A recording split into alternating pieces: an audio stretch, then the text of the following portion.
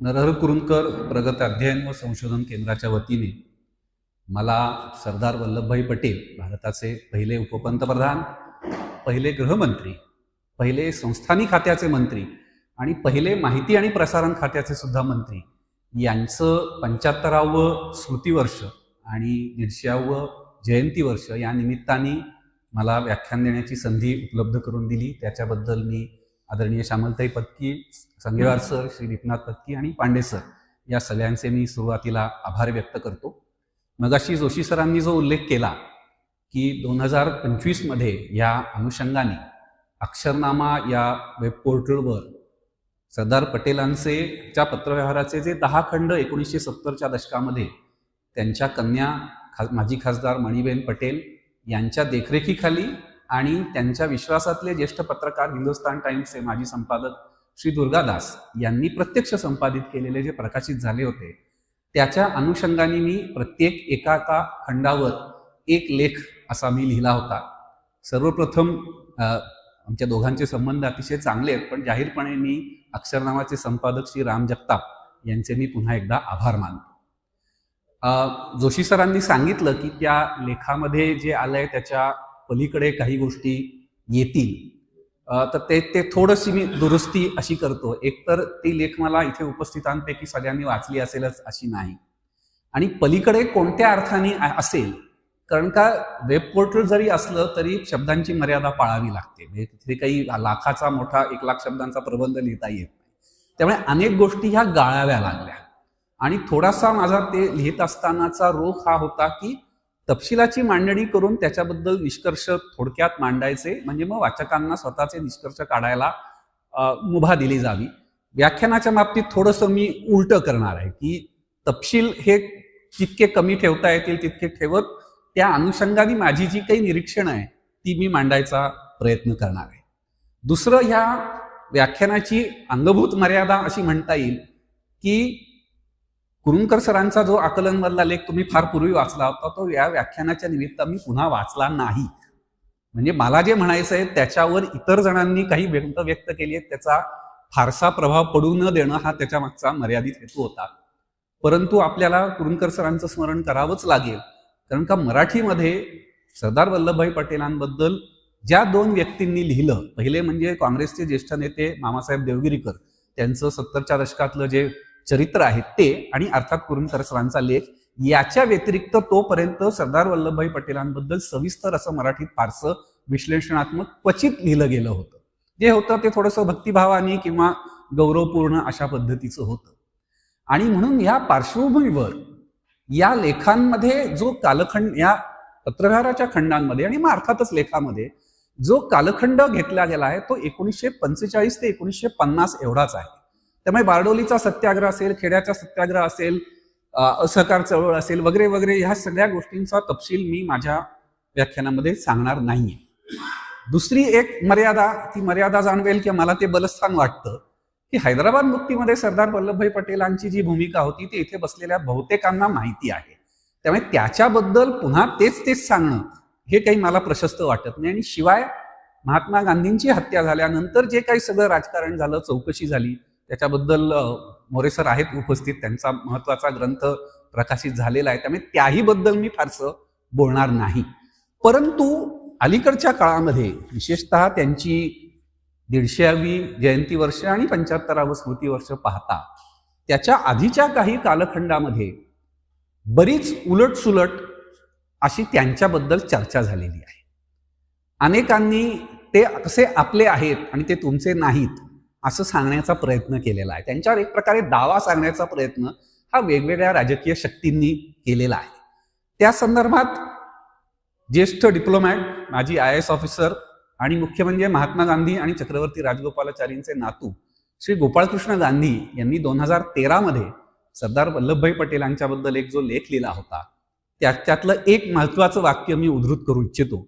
ते असं होतं की the misuse of Sardar Patel is because of the disuse of Sardar Patel. Sardar पटेलांच्या नावाचा, वारशाचा, व्यक्तिमत्वाचा जो दुरुपयोग होतोय तो जे त्यांचे जे होते त्यांनी त्यांचा उपयोग करून घेतला नाही म्हणून होतोय, अशी ह्या एका आणि ते कोणाचे होते हे आपल्या सर्वांना माहिती आहे. त्यांचा कोणी वापर करून घेतला नाही हेही आपल्याला माहिती आहे. आणि अलीकडच्या काळात त्यांचा वापर कोण करून घेतंय हेही आपल्याला माहिती आहे. त्यामुळे फार तपशिलामध्ये जाण्याचं काही कारण नाही.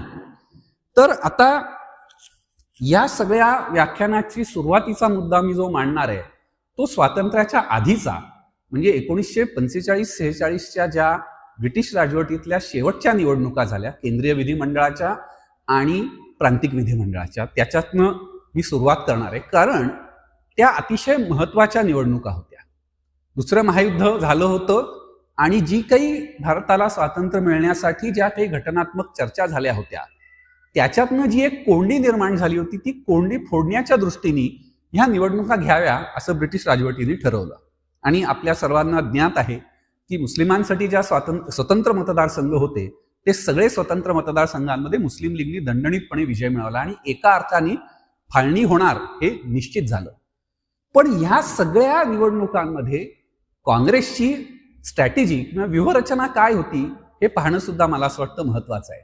आणि मग त्याचा सरदार पटेलांशी संबंध कसा येतो, तर सरदार पटेल हे 1934च्या ज्या निवडणुका झाल्या, त्याच्यानंतर 37च्या ज्या प्रांतिक निवडणुका झाल्या, ह्या 10-12 वर्षातल्या ज्या सगळ्या ब्रिटिश राजवटीतल्या निवडणुका झाल्या, मताधिकार मर्यादित होता आणि अर्थातच ब्रिटिश प्रांतांपुरता त्या मर्यादित होत्या. त्यावेळेला ते काँग्रेसच्या पार्लमेंटरी बोर्डाचे अध्यक्ष होते. या नात्याने निवडणुकीची व्यूहरचना आखणं, उमेदवारांची निवड करणं, उमेदवारांसाठी निधी उपलब्ध करून देणं, ह्या सगळ्या जबाबदाऱ्या या मुख्यतः सरदार पटेल यांच्यावर होत्या. त्यांच्या मुंबईतल्या उद्योग जगताशी अतिशय चांगले संबंध होते हे आपल्या सगळ्यांनाच माहिती आहे. त्याचे संदर्भ नंतर येतील. नुसते चांगले संबंध नव्हते, पुढच्या संदर्भात त्यांचा चांगला वचक होता हेही आपल्या लक्षात येईल, पण ते पुढे मी सांगणार आहे. तर ह्या निवडणुकीमध्ये काँग्रेसची स्ट्रॅटेजी जी त्यांच्या पत्राच्या 3ऱ्या खंडामध्ये आपल्याला दिसते ती काय होती, तर मुस्लिम लीग इतर जे मुस्लिम राजकीय शक्ती आहेत भारतातल्या त्या सगळ्यांना संघटित करून काँग्रेस अनुकूल अगदी नाही तरी निदान मुस्लिम लीग विरोधी असे आमदार आणि खासदार हे निवडून द्यावेत केंद्रीय विधिमंडळात आणि प्रांतिक विधिमंडळामध्ये, ज्या योगे पाकिस्तानच्या मागणीला आपण खीळ बसू शकू ही त्यांची स्ट्रॅटेजी आहे. कारण का त्या सगळ्या 3ऱ्या खंडातल्या पत्रव्यवहारामध्ये राजेंद्र प्रसाद असतील, मौलाना आझाद असतील, ह्या सगळ्या निवडणुकीच्या राजकारणामध्ये सतत सातत्याने वावर होत असणाऱ्या लोकांच्या मध्ये त्यांचे विषय काय आहेत, तर आपल्याला अनुकूल असे मुस्लिम उमेदवार शोधून त्यांना आपण बळ कसं देता येईल हे सगळे प्रयत्न त्यांचे चालू आहेत.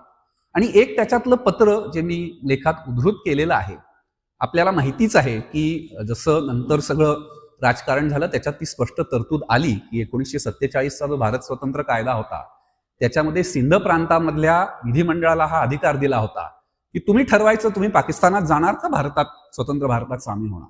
तर रुस्तम सिद्धवा हे जे सिंध मधले काँग्रेसचे नेते होते ते एक ऑड कॅरेक्टर आहे इन द सेन्स ते पारशी होते, नावावरनं सगळ्यांच्याच लक्षात येईल. सिंध मधली काँग्रेस ही मुख्यतः हिंदू होती. ते त्या काळातलं काँग्रेसचं सगळं स्वरूप भारतातलं तसंच होतं. हे पारशी गृहस्थ नंतर ते भारतात आले, गृहराज्यमंत्री होते काही काळ, हे तिथल्या काँग्रेसचे नेते होते. म्हणजे एक पारशी व्यक्ती मुस्लिम बहुल प्रांतातल्या हिंदू बहुल काँग्रेसचा नेता होता. हा एक ऑड प्रकार आपल्या इतिहासातला दिसतो. त्यांनी लिहिलेलं आहे की हे सगळे प्रयत्न आपले जर यशस्वी झाले तर we will be able to defeat Pakistan on the floor of the Sindh Assembly, असा त्यांचा दावा होता की मुस्लिम लीगच्या विरोधात ज्या कोणी शक्ती असतील, त्या तात्कालिक असतील, काही कारणास्तव असतील, त्या सगळ्यांना होता होईस्तोवर एकत्र करून आपण फाळणी ही किंवा पाकिस्तानच्या मागणीला खीळ बसू अशी त्यांची स्ट्रॅटेजी ही दिसते. हा अतिशय महत्वाचा मुद्दा आहे जो अनेक वेळेला सरदार पटेलांचं व्यक्तिमत्व 1945-46च्या ज्या निवडणुका आहेत त्याच्यामध्ये तो विसरला जातो. त्याच्यात आणखीन एक इंटरेस्टिंग बाब आहे की आता जसे पदवीधर मतदारसंघ असतात तसे त्याही काळात होते आणि पंजाबमधली पंजाब युनिव्हर्सिटीची जागा होती ती अर्थातच त्या काळात शिक्षणाचं प्रमाण हिंदूंमध्ये पंजाबमध्ये जास्त होतं त्यामुळे तो हिंदू बहुल मतदारसंघ होता. पण फोर्मन ख्रिश्चन कॉलेज हे जे लाहोरमधली अतिशय प्रतिष्ठित शिक्षण संस्था आहे, आजही ती अस्तित्वात आहे, तिथे काँग्रेसचे खंदे समर्थक आणि कार्यकर्ते असलेले प्राध्यापक अब्दुल मजीद खान हे प्राध्यापक होते.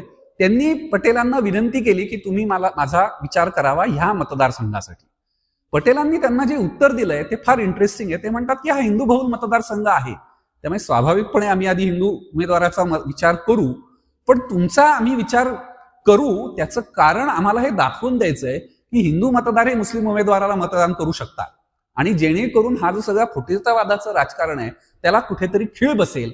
अर्थात त्या सगळ्या राजकारणामध्ये शेवटी राजकारण म्हटलं आणि आता सध्या निवडणुका चालूच आहेत, त्यामुळे इलेक्टिव्ह मेरिट नावाचा प्रकार जो असतो तो काय आजच निर्माण झालेली नाही, तो फार पूर्वीपासून आहे.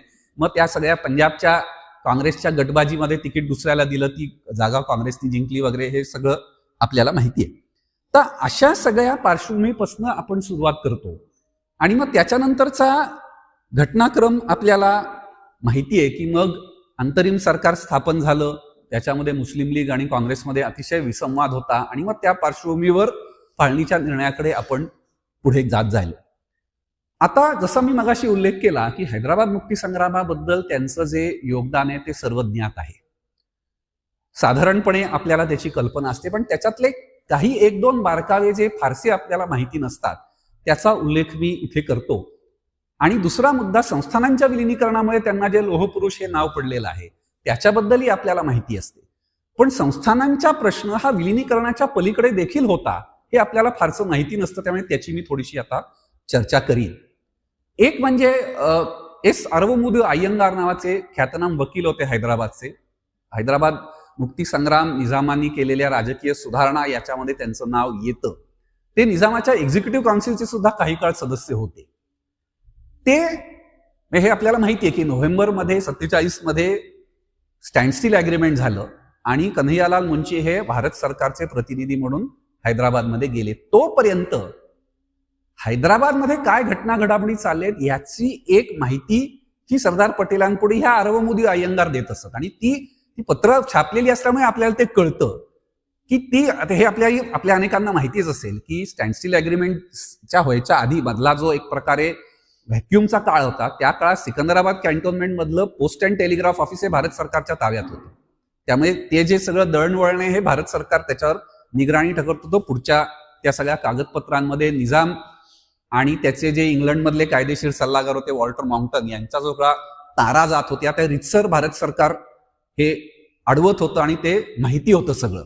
आणि गृहमंत्री असल्यामुळे इंटेलिजन्स ब्युरो हा त्यांच्याकडेच होता, आणि स्वातंत्र्याच्या 3 महिने आधी शेवटचे ब्रिटिश संचालक इंटेलिजन्स ब्युरोचे सर नॉर्मन स्मिथ यांची निवृत्ती त्यांनी घडवून आणली आणि त्याच्या जागी संजीवी पिल्लाई हे जे मद्रास प्रांतातले पोलीस प्रमुख होते त्यांना त्यांनी इंटेलिजन्स ब्युरोचं प्रमुख केलं. त्यामुळे सगळी भारत सरकारची गुप्तचर यंत्रणा ही पटेलांच्या तोपर्यंत हातात स्वातंत्र्याच्या उंबरठ्यावरच आलेली होती. आणि अगदी म्हणजे मुस्लिम लीगच्या कार्यकारिणीच्या बैठकांमध्ये काय होतं ही माहिती सुद्धा पटेलांकडे गृहमंत्री या नात्याने येत होती. तर हे अरवमुदी अय्यंगार जे होते ते पत्र पाठवायचे मद्रासला, नंतर केंद्रीय मंत्रिमंडळात जे मंत्री झाले एन गोपाळस्वामी अय्यंगार त्यांच्याकडे, आणि अय्यंगार मग मद्रासहून ती पत्र दिल्लीला किंवा ते दिल्लीला आले की ती त्यांच्याबरोबर घेऊन येत असत. त्यामुळे स्वातंत्र्यानंतरचे पहिले 6-8 महिने सरदार पटेलांना अगदी निजामाच्या अंतवर्तुळात काय चालू आहे ही माहिती मिळत होती. त्यामुळे एक उत्कृष्ट प्रशासकाला सर्व बाजूनी माहिती ही मिळत राहिली पाहिजे ह्याचं हे एक आपण उदाहरण म्हणून त्याच्याकडे पाहिला. जो संस्थानांच्या प्रश्नाचा मी उल्लेख केला त्याचे पुढचे पैलू आपल्याला माहिती नसतात. म्हणजे आपण काय म्हणतो की 46-47 साली संस्थानांची वाटाघाटी सगळ्या सुरू झाल्या. सुरुवातीलाच काही संस्थानांनी घटना परिषदेमध्ये सामील व्हायचं मान्य केलं. माउंटबॅटन, सरदार पटेल, संस्थानिक खात्याचे मंत्री व्ही.पी. मेनन या सगळ्यांच्या प्रयत्नांमुळे त्यांनी भारतीय संघराज्यात सामील झाले. मग पुढच्या टप्प्यात ते विलीन झाले आणि मग तो संस्थानांचा प्रश्न एका अर्थाने सुटला. या विलिनीकरणाची प्रक्रिया ती बऱ्यापैकी गुंतागुंतीची आहे. त्याच्याबद्दल मराठीतही लिखाण आहे, सुधाकररावजी डोईफोडे यांचं पुस्तकही आहे, त्यामुळे त्याच्याबद्दल पुन्हा पुन्हा सांगण्यात काही अर्थ नाही. पण विलिनीकरणानंतर हा सगळा संस्थानी प्रदेश भारतात आल्यानंतर त्याचे जे काही प्रश्न होते ते फार अतिशय किचकट होते आणि संस्थानी खात्याचे मंत्री या नात्याने ते पुन्हा सरदार पटेलांना हाताळावे लागत होते. काय होते तर एक बडोदा, त्रावणकोर, मैसूर यासारखे 2-3 संस्थानांचे अपवाद सोडले तर संस्थानातलं वातावरण हे सगळं सरंजामदारी व्यवस्थेचं होतं. त्यामुळे ही सरंजामदारी व्यवस्था मोडीत काढून तिथे नव्या दमाचे प्रशासक नेमून त्या सगळ्या प्रशासनिक व्यवस्थेचा जो दृष्टिकोन आहे तो सगळा बदलणं हा एक महत्वाचं आव्हान होतं. त्यामुळे भारतातले अनेक ICS ऑफिसर्स हे तिथे प्रतिनियुक्तीवर पाठवून त्यांना मुख्य सचिव, महत्वाच्या खात्यांच्या सचिवपदी नेमून प्रशासनाची मध्ये सुसूत्रता आणून ते ब्रिटिश भारतातली किंवा स्वतंत्र भारतातील प्रशासनाशी सुसंगत करणं हे एक महत्वाचं आव्हान होतं. जुन्या ज्या सगळ्या राजेशाही शक्ती होत्या त्या सगळ्यांचा प्रभाव कमी करून त्यांना एका अर्थाने न्यूट्रलाइज करणं हाही एक महत्वाचा मुद्दा होता. तिथे आपापसातले वाद होते. मग जेव्हा काही छोट्या संस्थानांना एकत्र करून मोठं राजकीय एकक जसं राजस्थान, मध्य भारत वगैरे ही सौराष्ट्र ही तयार करण्यात आली. मग राजधानी कुठे करायची, त्या नवीन एककाचा जो प्रमुख असेल त्या कुठल्या संस्थानिकाला करायचं. म्हणजे राजस्थानच्या बाबतीमध्ये ते उदाहरण आहे. आधी टप्प्याटप्प्याने सगळी संस्थानं आधी 3-4 वेगवेगळ्या गटामध्ये त्यांना आणि मग सगळ्यांचं मिळून राजस्थान एकत्र करण्यात आलं. तर मग जयपूरचे महाराज, जयपूर मोठं संस्थान, जुनं घराणं म्हणून त्यांना राजप्रमुख करण्यात आलं जयपूरच्या महाराजांना. आणि कालांतराने उदयपूर संस्थान हे राजस्थानमध्ये सामील झालं. तर उदयपूरचे राणा तर अधिक प्रतिष्ठित, त्यांचं घराणं अधिक जुनं, म्हणजे दिल्लीच्या मुस्लिम राजवटींशी कधीही समेट न केलेला असं. मग त्यांचं काय करायचं, मग त्यांच्यासाठी एक नवीन पद तयार करण्यात आलं, महाराज प्रमुख. आणि असं करून संस्थानिकांना खुश करणं हे त्यांच्या समोरचं एक महत्वाचं आव्हान होतं. दुसरं जे सगळ्यात महत्वाचं त्याच्यामधला मुद्दा आहे तो म्हणजे संस्थानी वातावरणामध्ये कोणत्याही प्रकारे सार्वजनिक जीवन जसं ब्रिटिश भारतात होतं तसं नव्हतं. त्यामुळे राजकीय जीवन आणि राजकीय संघटना स्थापन करून राजकीय कृती करून जी ब्रिटिशांच्या ताब्यातील भारतीय समाजामध्ये एक राजकीय प्रगल्भता निर्माण झाली होती ती ह्या संस्थानांमध्ये अजिबातच नव्हती. ज्या काही प्रजा परिषदा होत्या त्या काँग्रेसची, आणि स्वामीजींचं चरित्र, हैदराबाद मुक्ती संग्रामांचा हकीकत आपल्याला माहिती आहे की 38 मध्ये जेव्हा काँग्रेसनी निर्णय घेतला की आपण संस्थानांच्या प्रश्नामध्ये लक्ष घालायचं, तेव्हा अखिल भारतीय प्रजा परिषद स्थापन झाली, तिला काँग्रेसशी संलग्न करून घेतलं. मग काँग्रेसचे मोठे नेते हे त्याच्यामध्ये वेगवेगळ्या प्रकारे लक्ष घालत होते. पण तिथल्या काँग्रेस जनांना सार्वजनिक जीवनाचा फारसा अनुभवच नसल्यामुळे तिथली काँग्रेस यंत्रणा आणि मग जी लोकनियुक्त सरकारं तिथे झाली, लोकनियुक्त याचा अर्थ निवडून आलेली नाही, ते नंतरच होतं, पण लोक चळवळीतल्या नेत्यांना मंत्री केलं, त्यांना प्रशासनाचा कसलाच अनुभव नव्हता. आणि कितीही नाही म्हटलं तरी संस्थानांच्या विलिनीकरणानंतर तिथल्या माजी संस्थानिकांचं समाजामध्ये एक प्रतिष्ठा कायम होती. आपण त्यांना तनखे दिले होते मोठ्या रकमेचे, त्यामुळे त्यांच्या हाताची पैसाही होता. त्यामुळे तिथल्या राजकीय जीवनावर येनकेन प्रकारे प्रभाव टाकण्याचं काम हे सगळे संस्थानिक करत होते. हे सगळं थोपवून धरणं, या सगळ्याला मोडीत काढणं आणि तिथल्या काँग्रेसला एक प्रकारे एकजिन्सी करणं हे अतिशय महत्वाचं काम हे सरदार पटेलांना करावं लागलं. तसं त्यांनी जर केलं नसतं तर संस्थानी प्रदेश आणि ब्रिटिश भारतातला प्रदेश जो आपण नंतर जो 15 ऑगस्टला स्वतंत्र झाला, याच्या एकूण समाज जीवनामध्ये, राजकीय जीवनामध्ये जी सुसंगती निर्माण होणं गरजेचं होतं भारताच्या एकते आणि अखंडतेसाठी, तर ती प्रक्रिया नीटशी पार पडली नसती. त्यामुळे तिथल्या नेत्यांना सबुरीने घेत, कधी कुरवाळत, कधी रागवत, असं करत करत त्यांना काही वेळा वटणीवर आणावं लागायचं, काही वेळेला त्यांना रागवावं लागायचं, काही वेळेला त्यांना काँग्रेसमधनं तुम्हाला आम्ही घालवून देऊ अशी धमकी द्यावी लागायची. अशा सगळ्या प्रकारे त्यांना ते करावं लागलं. इतर अनेक संस्थान होती, मणिपूर सारखं संस्थान होतं, तिथे तर धाकधपटशा धावून आपण ते ताब्यात घेतलं. त्यामुळे ईशान्येकडचे प्रश्न जे काही आज किचकट झालेत त्याच्या पार्श्वभूमी थोडीशी तशी आपल्याला दिसते. तर हे संस्थानांचं जे विलिनीकरण आहे, आपल्याकडे जी काही साधारणपणे आपलं अंडरस्टँडिंग असतं की सरदार पटेलांनी संस्थानिकांचं मन वळवलं, ते झाले, त्यांना तनखे दिले आणि सगळा प्रश्न संपला, तर तसं काही झालेलं नाहीये. ते प्रश्न नंतर बरेच दिवस कायम होते. आपल्या सगळ्यांनाच माहिती आहे 1956 पर्यंत हैदराबाद राज्य होतं आणि हैदराबाद राज्याचे राजप्रमुख पद हे निजामाकडे दिलेलं होतं. त्यामुळे ह्या सगळ्या जुन्या संस्थानिकांचा भारतीय समाजावर काही एक प्रभाव आहे, निदान संस्थानिक भागामध्ये.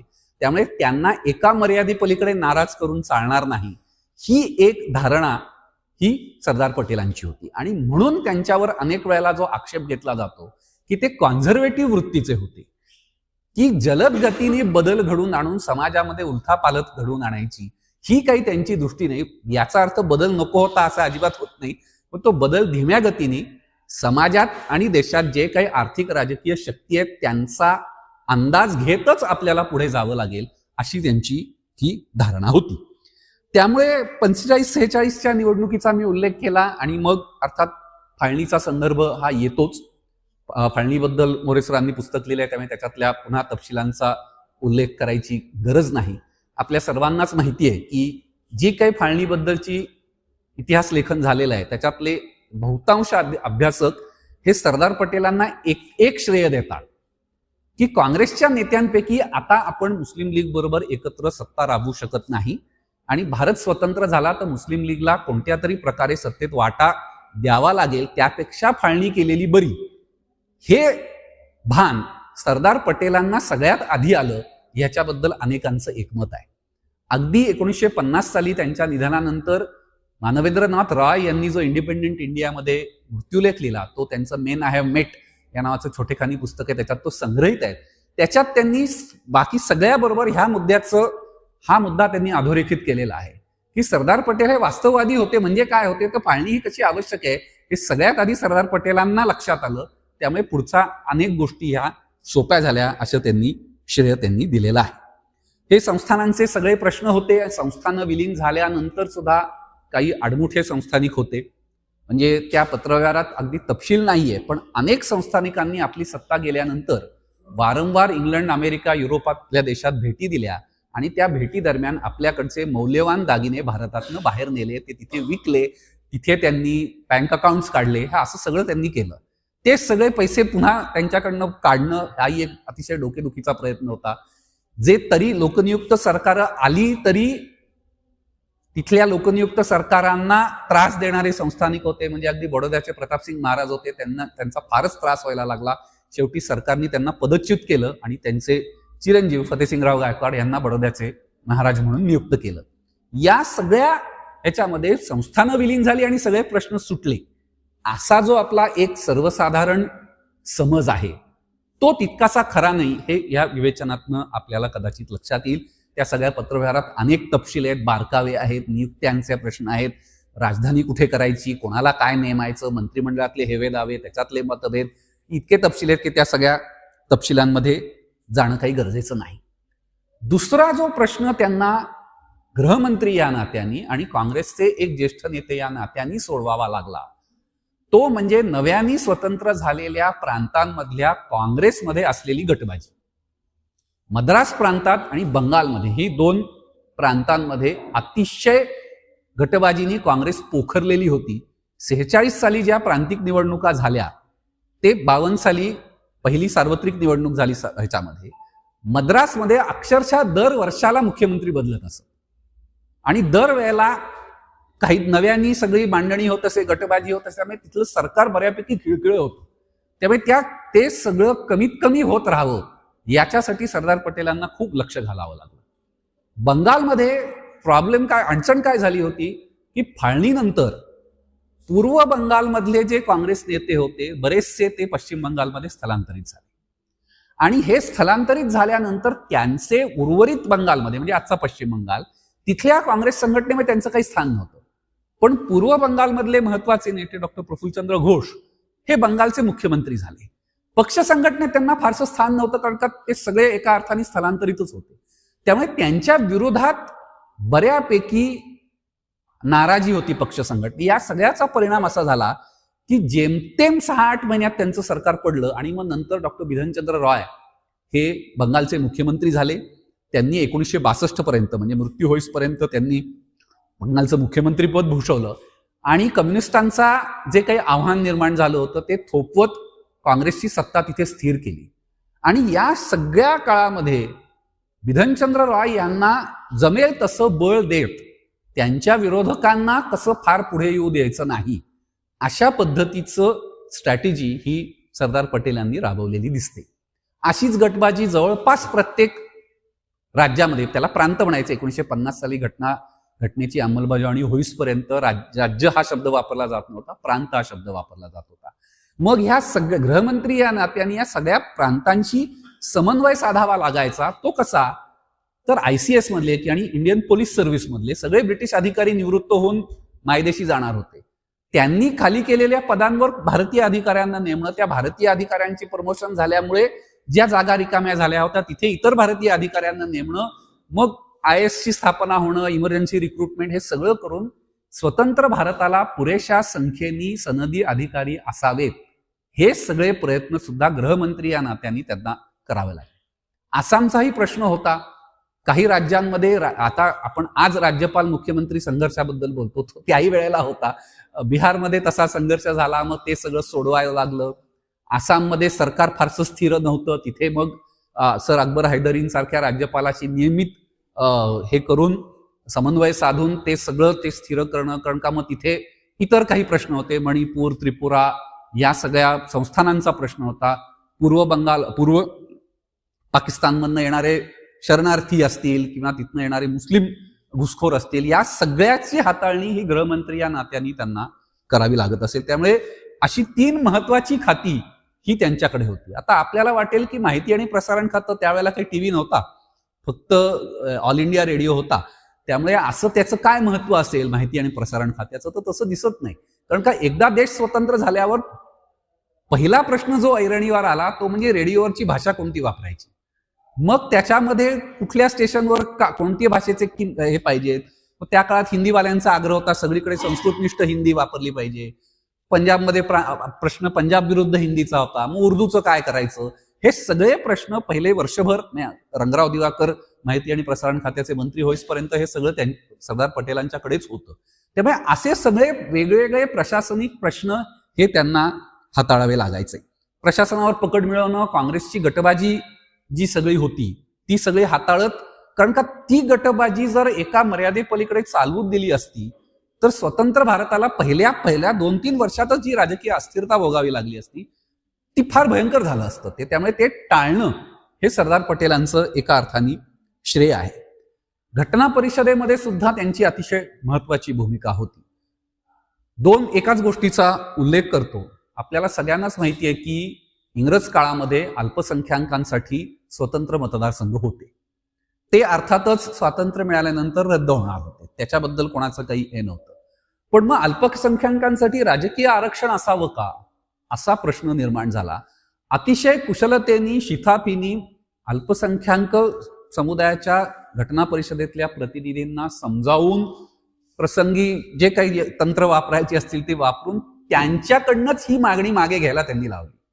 आणि ते एक प्रकारची पॉलिटिकल सेटलमेंट होती. म्हणजे उदाहरणार्थ या सगळ्या पत्रव्यवहारात त्याचे वेळोवेळी उल्लेख येतात की शीख समुदायातल्या काही जातींना अनुसूचित जातीचा दर्जा देण्यात आला त्या काळात. म्हणजे ज्यांनी ह्या सगळ्या क्लासिफिकेशनचं राजकारण ज्यांना माहिती असेल, 1950 साली जी शेड्यूल कास्ट ऑर्डर निघालेली आहे की कोणकोणत्या समुदायांना अनुसूचित जातीचा दर्जा देण्यात आलेला आहे, त्याच्यामध्ये शीख समुदायातले ते का झालं, तर शीख समुदायाच्या प्रतिनिधींनी आम्हाला राजकीय आरक्षण द्या, स्वतंत्र मतदारसंघ, ही मागणी मागे घेण्याच्या बदल्यात ही सवलत देण्यात आलेली. आणि हे सगळं घटना परिषदेमध्ये आपल्याला जी इतिवृत्त आपल्याला वाचायला मिळतात तिथे हे सगळं येतच असं नाही.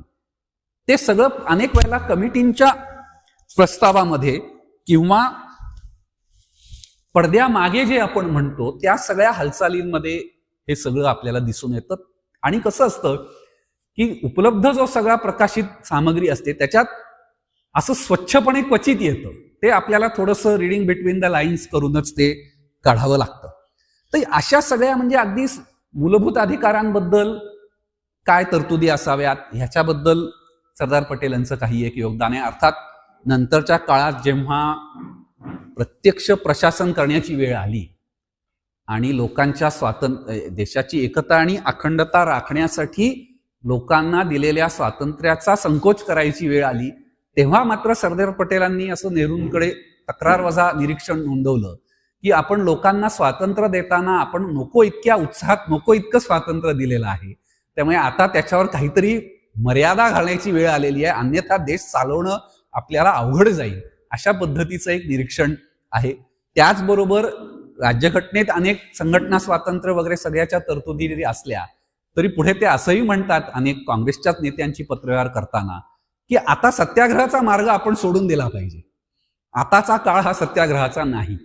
म्हणजे आपण स्वातंत्र्य मिळवत असताना ज्या प्रकारच्या मागण्या इंग्रजांकडे करत होतो ते प्रत्यक्ष सत्ता आल्यानंतर सत्ता राबवताना ज्या मर्यादा जाणवतात कोणत्याही राज्यकर्त्याला, त्या सरदार पटेल यांना अर्थातच जाणवल्या होत्या असं आपल्याला म्हणावं लागेल. त्याच्यानंतर एक जो सगळ्यात वादग्रस्त मुद्दा ज्याची चर्चा राजकारणी मंडळी समाज माध्यमांवर वेळोवेळी केली जाते ती म्हणजे काश्मीरचा मुद्दा. आणि मग त्याच्याबद्दल वेगवेगळे दावे केले जातात. त्याचा इथे उल्लेख करायचं काही कारण आहे असं मला वाटत नाही. पण मग काश्मीरबद्दल सरदार पटेलांचं काय म्हणणं होतं असा जर आपण विचार केला तर त्यांचं सगळ्यात सविस्तर आणि साधार जे चरित्र मानलं जातं ते म्हणजे राजमोहन गांधी यांनी लिहिलेलं सरदार पटेलांचं इंग्रजीतलं चरित्र. त्याच्यामध्ये त्यांचं जे निरीक्षण आहे की जोपर्यंत पाकिस्तान जुनागडवर दावा करायला सुरुवात ज्या वेळेला केली आणि जुनागडनी विलिनीकरणाचा सामीलनामा सामील केला तोपर्यंत काश्मीर पाकिस्तानला गेलं तर फार काही बिघडणार नाही अशी काहीशी भूमिका ही सरदार पटेलांची होती. आणि बलदेव सिंगांना लिहिलेल्या एका पत्रामध्ये काही वेगळ्या विषयांच्या अनुषंगाने ही शक्यता झाली तर काही फार हरकत नाही, त्याला काही फार आक्षेप घेतल्याचं आपल्याला दिसत नाही. पण राजमोहन गांधींचं विवेचन हे सगळ्यात पटण्यासारखं आहे की जुनागडवर पाकिस्तानी दावा लागल्यावर लगेचच मग काश्मीरच्या प्रश्नामध्ये सरदार पटेलांनी लक्ष घातलं. मग त्याची काय आपल्याला निर्णय दिसतात ते एक तर म्हणजे लाहोर हायकोर्टाचे जे न्यायाधीश होते मेहरचंद महाजन यांना त्यांनी पटवून दिला, अक्षरशः आदेश दिला की तुम्ही काश्मीरचे पंतप्रधान म्हणून जा. आणि काश्मीर सरकारला दळणवळण किंवा इंधन या संदर्भातली जी सगळी मदत पाहिजे होती ती तातडीने कशी त्यांना दिली जाईल याच्याबद्दलचे त्यांनी आदेश दिले. त्यावेळेला दळणवळण मंत्री रफी अहमद किडवाई होते ज्यांचा उल्लेख पुन्हा वेगळ्या संदर्भात येणार आहे. आणि बांधकाम मंत्री हे काकासाहेब गाडगीळ होते. त्यांना दिलेल्या निर्देशांमध्ये हा रस्ता बांधा, विमानतळाची सोय करा, रेडिओचे काय ट्रान्समीटर्स त्यांना लागणार असतील ते पुरवा वगैरे हे सगळं त्याच्यामध्ये हे आदेश येतात. आता त्याच्यानंतर काश्मीरचा सगळा जो घटनाक्रम आहे तो साधारणपणे इथे उपस्थितांना माहिती आहे. एकदा युद्ध झालं मग ते युनोत गेले वगैरे ते तो सगळा आपण जरी तपशील क्षणभर बाजूला ठेवला तरी काही बाबतीमध्ये असं दिसतं की शेख अब्दुल्ला ची जी भारताबद्दलची निष्ठा आहे ज्याच्याबद्दल पंडित नेहरूंना फार विश्वास होता, सरदार पटेल पहिल्यापासून शेख अब्दुल्लांबद्दल साशंकच होते. दोघांनी स्वतंत्रपणे जम्मू श्रीनगर ह्याला भेटी दिलेल्या आहेत. मग असं जर आपण पुन्हा काय म्हणूया काल्पनिक चित्र आपण जर रंगवायचा प्रयत्न केला तर त्याच्या आधी एकच तपशील की 370 कलमाचं जी सगळी वाटाघाटी झाल्या त्याच्यामध्ये शेख अब्दुल्लांच्या ज्या अवास्तव मागण्या होत्या त्याला थोपवून धरण्याचं काम सुद्धा सरदार पटेलांनी केलेलं आहे. मग त्यांनी कशा पद्धतीने हाताळणी केली असती तर कदाचित त्यांनी महाराजा हरिसिंग नंतर शेख अब्दुल्लांनी अशी मागणी केली की महाराजा हरिसिंगांना पदच्युत करा आणि त्यांना संस्थानाच्या बाहेर घालवून द्या, नाहीतर भारत आता सोबत राहणं हे काश्मीरला अवघड जाईल अशा पद्धतीचा त्यांचा युक्तिवाद होता. त्याचा संदर्भ पुन्हा नंतर येईलच. त्यांनी शेख अब्दुल्लांना पर्यायी नेतृत्व कसं उभं राहील याच्यासाठी प्रयत्न केला असता, जे नेहरूंनी 1953ला केलं. शेख अब्दुल्लांना सरकार बरखास्त करून बक्षी गुलाम महम्मद यांना जम्मू काश्मीरचं मुख्यमंत्री करणं. कारण का त्याच्या आधी ह्या पत्रव्यवहारामध्ये बक्षी गुलाम महम्मद हे कसे अतिशय कार्यक्षम आणि धडाडीचे आणि भारताला अनुकूल असे नेते आहेत अशा कॉमेंट्स सरदार पटेलांच्या आहेत. म्हणजे कदाचित त्यांनी हे केलं असतं, पण शेवटी इतिहासामध्ये जर तरला काही फार अर्थ नसतो, त्यामुळे अशा काउंटर फॅक्च्युअल गोष्टींमध्ये जाण्यात काही फारसा अर्थ नाही. दुसरा एक मुद्दा जो काश्मीरचे शेवटचे नामधारी महाराज आणि काँग्रेसचे ज्येष्ठ नेते माजी केंद्रीय मंत्री करण सिंग यांच्या आत्मचरित्रामध्ये दिसतो, स्पष्टपणे त्यांनी लिहिलेला आहे. त्यांना पायाचा बराच त्रास होता, त्यामुळे चालताना अगदी तरुण वयात असताना 15-16व्या वर्षी सरदार पटेल एकदा जम्मूला आले असता त्यांनी राजमहालामध्ये शाही राजपरिवाराला भेट दिली. त्यांनी करण सिंगांकडे पाहिल्यानंतर त्यांच्या असं लक्षात आलं की ह्यांना अधिक मेडिकल ट्रीटमेंटची गरज आहे. आणि करण सिंगांनी असं लिहून ठेवलेलं आहे की माझा जो जीव वाचला तो सरदार पटेलांमुळे वाचला. त्यांनी सगळी सोय केली आणि अमेरिकेला मला पुढील वैद्यकीय उपचारासाठी पाठवलं. आणि मग करण सिंगांचं काश्मीरच्या राजकारणात भारताच्या राजकारणात जे काही त्यांनी प्रवास केला तो काही जणांना माहिती असेल, त्याची पुन्हा इथे चर्चा करायची गरज नाही. आता सगळ्यात महत्वाचा आणि ज्याच्याबद्दल उलटसुलट नेहमीच चर्चा होते ते म्हणजे त्यांचे असलेले पंडित नेहरू यांच्याशी असलेले मतभेद. आता ते मतभेद काय स्वरूपाचे होते त्याची थोडीशी मी चर्चा करणार आहे. एक तर पहिला जो खटका उडाला तो अधिकार क्षेत्रावरनं उडाला. आणि जसं लेखामध्ये मी लेखमालेचा समारोप करताना मी मुद्दा मांडला होता की स्वातंत्र्यपूर्व काळात महात्मा गांधी हे काँग्रेसचे नेते, स्वातंत्र्य चळवळीचे एका अर्थाने नेते, आणि राजेंद्र प्रसाद, नेहरू, सरदार वल्लभभाई पटेल, मौलाना आझाद, चक्रवर्ती राजगोपालाचारी ही त्यांच्या नंतरची फळी. त्यामुळे एका अर्थाने त्या सगळ्यांचं स्थान एकाच पातळीवर होतं. पण आता तुम्ही संसदीय शासन पद्धती स्वीकारली आणि पंतप्रधान पद एकांना दिलं, आणि 23 ऑगस्ट 1947 प्रेस इन्फॉर्मेशन ब्युरोच्या आर्काईव्ह आता उपलब्ध आहेत. त्यामुळे रितसर सरकारने नोटिफिकेशन काढून सरदार पटेल हे उपपंतप्रधान असतील हे जाहीर केलं होतं. त्यामुळे मग पंतप्रधानांचे अधिकार किती आणि मंत्रिमंडळाचे आपल्या खात्याबद्दलचे अधिकार किती, ह्याच्याबद्दल अनेक प्रशासकीय बाबींबाबत दोघांचे खटके उडाल्याचं आपल्याला दिसतं. की मग संस्थानी खातं असेल, गृह मंत्रालय असेल, याच्या कारभारामध्ये पंतप्रधानांनी त्या खात्याच्या मंत्र्याला बायपास करून थेट लक्ष घालावं का, असा तो एक म्हटलं तर किचकट मुद्दा होता, प्रशासनिक बारकाव्यांचा मुद्दा होता. पण तो तेवढाच नव्हता, हे काही वेगळं सांगायची गरज नाही. त्याच्यामध्ये आपण आता दुसऱ्या स्थानावर आहोत. पंतप्रधानांचे अधिकार नेमके काय, पंतप्रधानांचा या सगळ्याकडे पाहण्याचा, देशातल्या प्रश्नाकडे पाहण्याचा दृष्टिकोन, सरदार पटेलांचा दृष्टिकोन वेगळा, असं ते सगळं त्याच्यामध्ये सगळ्याची गुंतागुंत ही निर्माण झाली होती. आता सगळ्यात महत्वाचा आणि गंभीर मतभेदाचा प्रश्न म्हणजे फाळणीनंतर जो काही हिंदू मुस्लिम प्रश्न कायम होता त्याच्याबद्दल त्यांचे मतभेद होते, आणि ते वेगवेगळ्या मुद्द्यांच्या बाबतीत आपल्याला अभिव्यक्त होताना दिसतात. त्याचं जर सार सांगायचं झालं, जे त्या पत्रव्यवहारामधनं आपल्याला जाणवतं, ते असं आहे की पंडित नेहरूंची भूमिका होती, फाळणी झाली, आता उर्वरित भारतामध्ये मुस्लिम हे अल्पसंख्याक आहेत. फाळणीच्या पार्श्वभूमीवर झालेल्या हिंसाचाराच्या पार्श्वभूमीवर अल्पसंख्याक समुदायाला आश्वस्त करणं आणि सुरक्षिततेची भावना निर्माण करणं ही जबाबदारी ही बहुसंख्याकांची आहे, असं एकूण नेहरूंचं धोरण दिसतं. सरदार पटेलांचं म्हणणं काय होतं की फाळणीची मागणी केली कोणी होती, ती मुस्लिम समाजाने केली होती. ठीक आहे, फाळणी झाली, मग आता ज्या मुस्लिमांनी भारतात राहण्याचं पसंत केलंय त्यांच्याबद्दल जे अविश्वासाचं सगळं वातावरण आहे ते जर दूर करायचं असेल तर मुस्लिम समुदायांनीच 2 पावलं पुढे आलं पाहिजे. हे अविश्वासाचं, असुरक्षिततेचं वातावरण कमी करण्याची जबाबदारी बहुसंख्य हिंदूंची नाही. त्याच्यात 2 महत्वाच्या ह्या भूमिका आपल्याला दिसतात. आणि मग त्या वेगवेगळ्या वेळेला दिल्लीतल्या झालेल्या धार्मिक दंगली असतील, इतर ठिकाणी झालेल्या धार्मिक दंगली असतील, या सगळ्या दंगलींची हाताळणी कशी करायची, किंवा दंगलींमध्ये विस्थापित झालेल्या मुस्लिमांचं पुन्हा पुनर्वसन कुठे आणि कसं करायचं, या सगळ्याबद्दल, हे फार तांत्रिक मुद्दे आहेत, त्याच्यात फार जाण्यात काही अर्थ नाही. त्याच्याबद्दल जे काही पत्रव्यवहार होतो त्याच्यामध्ये हा वाद झाल्याचं आपल्याला दिसतं. म्हणजे अगदी तांत्रिक आणि छोटंसं उदाहरण देतो. दिल्लीतल्या अनेक मुस्लिमांनी पाकिस्तानला यायला पसंत केलं, त्यामुळे मुस्लिम बहुल किंवा मुस्लिमच राहत असलेले जे मोहल्ले होते त्याच्यातली अर्ध्या अधिक मुस्लिम लोकसंख्या ही स्थलांतरित झाली.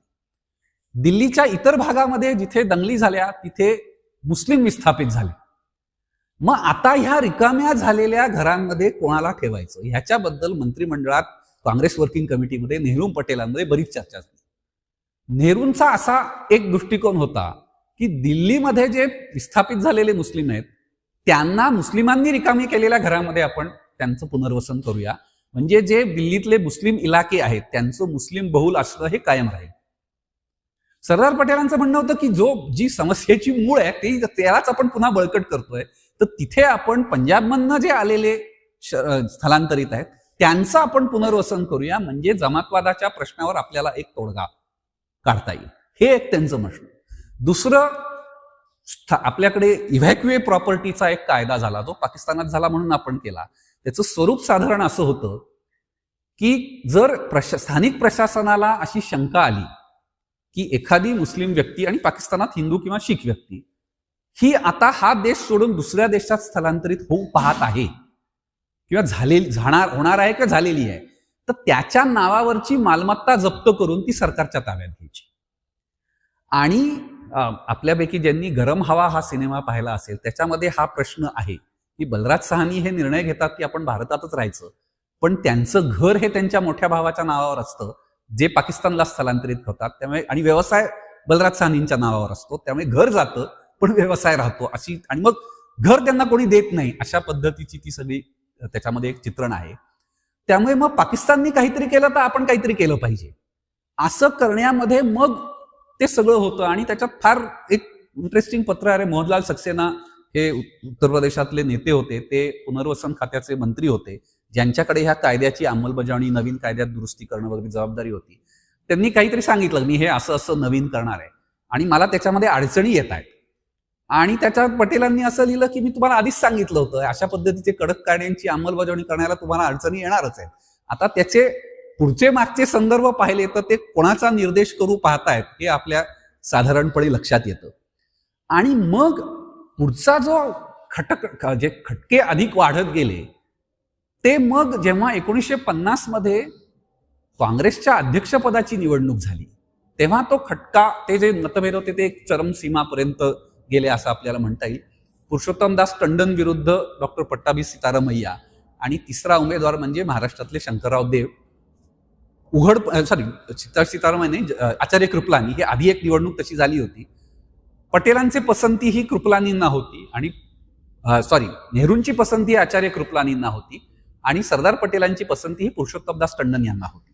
आणि नेहरूंचा पुरुषोत्तमदास टंडन यांच्याबद्दलचा आक्षेप काय होता की शरणार्थींच्या ज्या परिषदा झाल्या उत्तर भारतामध्ये, त्याच्यात त्यांनी अल्पसंख्याकांबद्दल जी काही वक्तव्य केली गेली, पाकिस्तानवर आपण सूड उगवला पाहिजे वगैरे अशा पद्धतीची जी वक्तव्य केली, त्याला आळा घातला नाही. आणि या सगळ्या मतप्रवाहाचे ते प्रतिनिधी आहेत, अशी एक नेहरूंच्या मनामध्ये पुरुषोत्तमदास टंडन यांच्याबद्दल धारणा झाली. त्यामुळे पुरुषोत्तमदास टंडन काँग्रेसच्या अध्यक्षपदी निवडून येणं म्हणजे हिंदू जमातवादी शक्तींच्या विचारांना काँग्रेसनी मान्यता देणं, असं नेहरूंनी भूमिका स्वीकारली.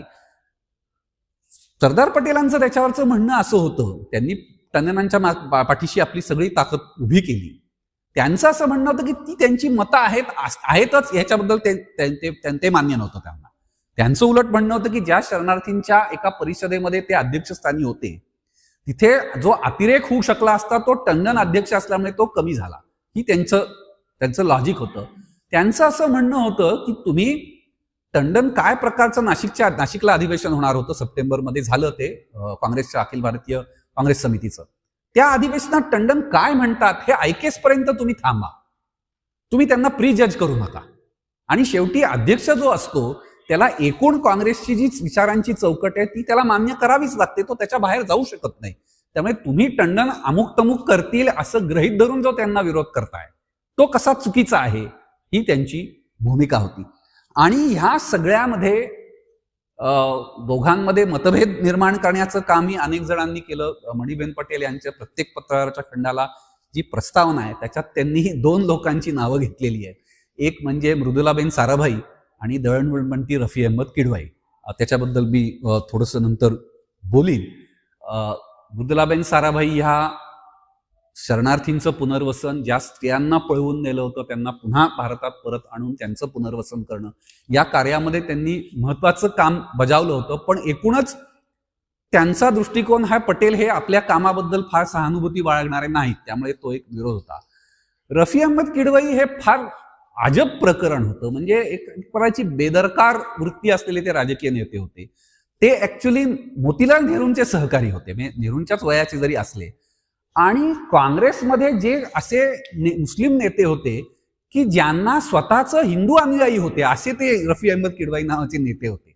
म्हणजे ते ह्याच्यामध्ये मंत्री होते, उत्तर प्रदेशच्या मंत्रिमंडळात गृहमंत्री होते, मग त्यांना केंद्रात आणण्यात आलं, त्यांच्या जागी लालबहादूर शास्त्री झाले, दळणवळण मंत्री झाले. आणि उत्तर प्रदेशच्या राजकारणातला जो प्रस्थापित गट होता, गोविंद वल्लभ पंत आणि पुरुषोत्तमदास टंडन यांच्या विरोधातला स्वतःला डाव्या विचारांचा म्हणणारा जो गट होता, त्याचं नेतृत्व त्यांच्याकडे होतं. अजित प्रसाद जैन आणि केशवदेव मालविया दोघेही नंतर केंद्रीय मंत्री झाले. हे त्यांचे अगदी अनुयायी आणि ते स्वतःला रफियन असं म्हणून घेत असे. तो अर्थात रफियन या इंग्लिश शब्दावरचा श्लेष आहे, हे लक्षात येईलच. तर असं ते सगळं राजकारण होतं. आणि ते दळणवळण मंत्री असताना काँग्रेससाठी आणि नॅशनल हेराल्ड या काँग्रेसच्या मुखपत्रासाठी त्यांनी वाटेल त्या लोकांकडनं वाटेल तसे पैसे उभे केले.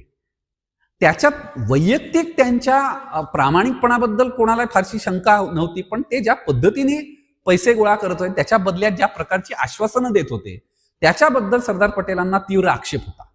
आणि नेहरूंनी नेहमीच आपल्या या मित्राची बाजू घेऊन पटेलांशी त्यांनी, त्यामुळे हा तात्विक मतभेद होते, त्याच्यामध्ये व्यक्तींबद्दलची पसंती नापसंती, व्यक्तिगत स्वभाव, या सगळ्याचं ते मिश्रण होतं. पण हा कळीचा मुद्दा होता की हिंदू मुस्लिम किंवा जमातवादाच्या प्रश्नाकडे कसं पाहायचं, हा नेहरू आणि पटेल यांच्यामधला एक महत्वाचा मुद्दा होता. परराष्ट्र धोरणाबद्दल अर्थातच मतभेद होते. 3 मुद्द्यांच्या अनुषंगाने मी त्याची चर्चा करीन. पाकिस्तान, नेपाळ आणि चीन. पाकिस्तानशी असलेले आपले ताणलेले संबंध आपल्या सगळ्यांनाच माहिती आहे. आणि मग युद्धाची शक्यता होती, तेही आपल्याला माहिती आहे. काश्मीरबद्दलचं युद्ध झालंच, सीजफायर झाल्यानंतर सुद्धा युद्ध होण्याची शक्यता निर्माण झाली होती. आणि पाणी वाटपाचा प्रश्न होता, रुपयाच्या अवमूल्यनाचा प्रश्न होता, आणि असे अनेक प्रश्न होते. त्या सगळ्या प्रश्न, विशेषतः पाणी वाटपाचा प्रश्न, तो पंजाबशी निगडीत होता. कारण का आपल्याला माहिती आहे, पंजाबमधल्या नद्या या भारतात उगम पावतात आणि ह्या पाकिस्तानात जातात. जेव्हा पंजाब प्रांत हा सगळा एकत्रित होता तेव्हा या पाणी वाटपाचा प्रश्न फारसा तीव्र नव्हता. आणि इंग्रजांनी ठरवून तिथे अनेक कॅनॉल काढले आणि तिथे शेतीला चालना दिली. आणि फाळणीनंतर मात्र आपण किती पाणी ठेवायचं, पाकिस्तानला किती सोडायचं, या सगळ्यामध्ये आपण पाकिस्तानशी एक काहीशी ताठर भूमिका घेतली पाहिजे, असं सरदार पटेलांची एकूण भूमिका दिसते. आणि मगाशी जो इव्हॅक्युए प्रॉपर्टीचा मी सगळा संदर्भ दिला, अशा अनेक बाबतीमध्ये पाकिस्तानशी धोरण काय ठेवायचं, त्याच्या विरुद्ध कडक आणि ताठर भूमिका ठेवायची का, अशी पटेलांची भूमिका दिसते. आणि पंडित नेहरूंची एकूण भूमिका अशी दिसते की आपण सामोपचाराने घेऊया, शेवटी काही सामायिक प्रश्न आहेत, ते आपण सामोपचाराने सोडवून दोन्ही देशांमधल्या जे युद्धखोर प्रवृत्ती आहेत त्यांना कसा आळा बसवता येईल ह्याच्याबद्दल ते आपल्याला दिसतं. आणि ह्या नेहरूंच्या प्रयत्नातनं 1950 साली एप्रिलमध्ये जो सुप्रसिद्ध दिल्ली करार किंवा नेहरू लियाकत करार झाला, जिथे दोघांनीही आपापल्या देशांच्या अल्पसंख्याकांना आम्ही संरक्षण देऊ अशी एकमेकांना हमी दिली. त्या सगळ्या ह्याच्यामध्ये सुद्धा सरदार पटेल ह्या कराराबद्दल फारसे उत्साही नव्हते. पण 1950 मध्ये शेवटाला त्यांचं निधन झालंय, आपल्या सगळ्यांनाच माहिती आहे. महात्मा गांधींच्या हत्येनंतर त्यांना पहिल्यांदा हृदयविकाराचा झटका आला आणि त्याच्यानंतर त्यांची जी तब्येत ढासळत गेली ती कधीच पूर्वपदावर आली नाही.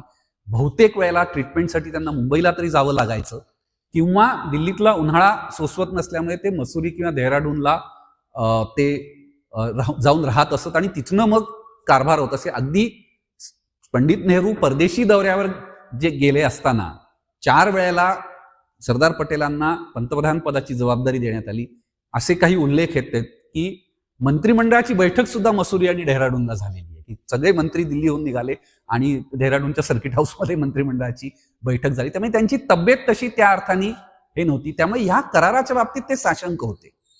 आणि ह्या सगळ्याच्या आधी खूप मोठ्या प्रमाणावर पूर्व पाकिस्तानमधनं हिंदू शरणार्थी भारतात येत होते आणि त्याच्यामुळे पश्चिम बंगालच्या अर्थव्यवस्थेवर, समाजव्यवस्थेवर प्रचंड ताण निर्माण झाला आणि एकूणच देशामध्ये पाकिस्तानला आता धडा शिकवला पाहिजे अशा पद्धतीचं वातावरण हे निर्माण झालं होतं. तिथे जो पुन्हा नेहरू आणि पटेलांचा हा प्रश्न कसा सोडवायचा याच्याबद्दलचा जो पत्रव्यवहार आहे, त्याच्यामध्ये पुन्हा दोघांचे जे दृष्टिकोन वेगवेगळं आहे ते पुन्हा इथे अधोरेखित होतं.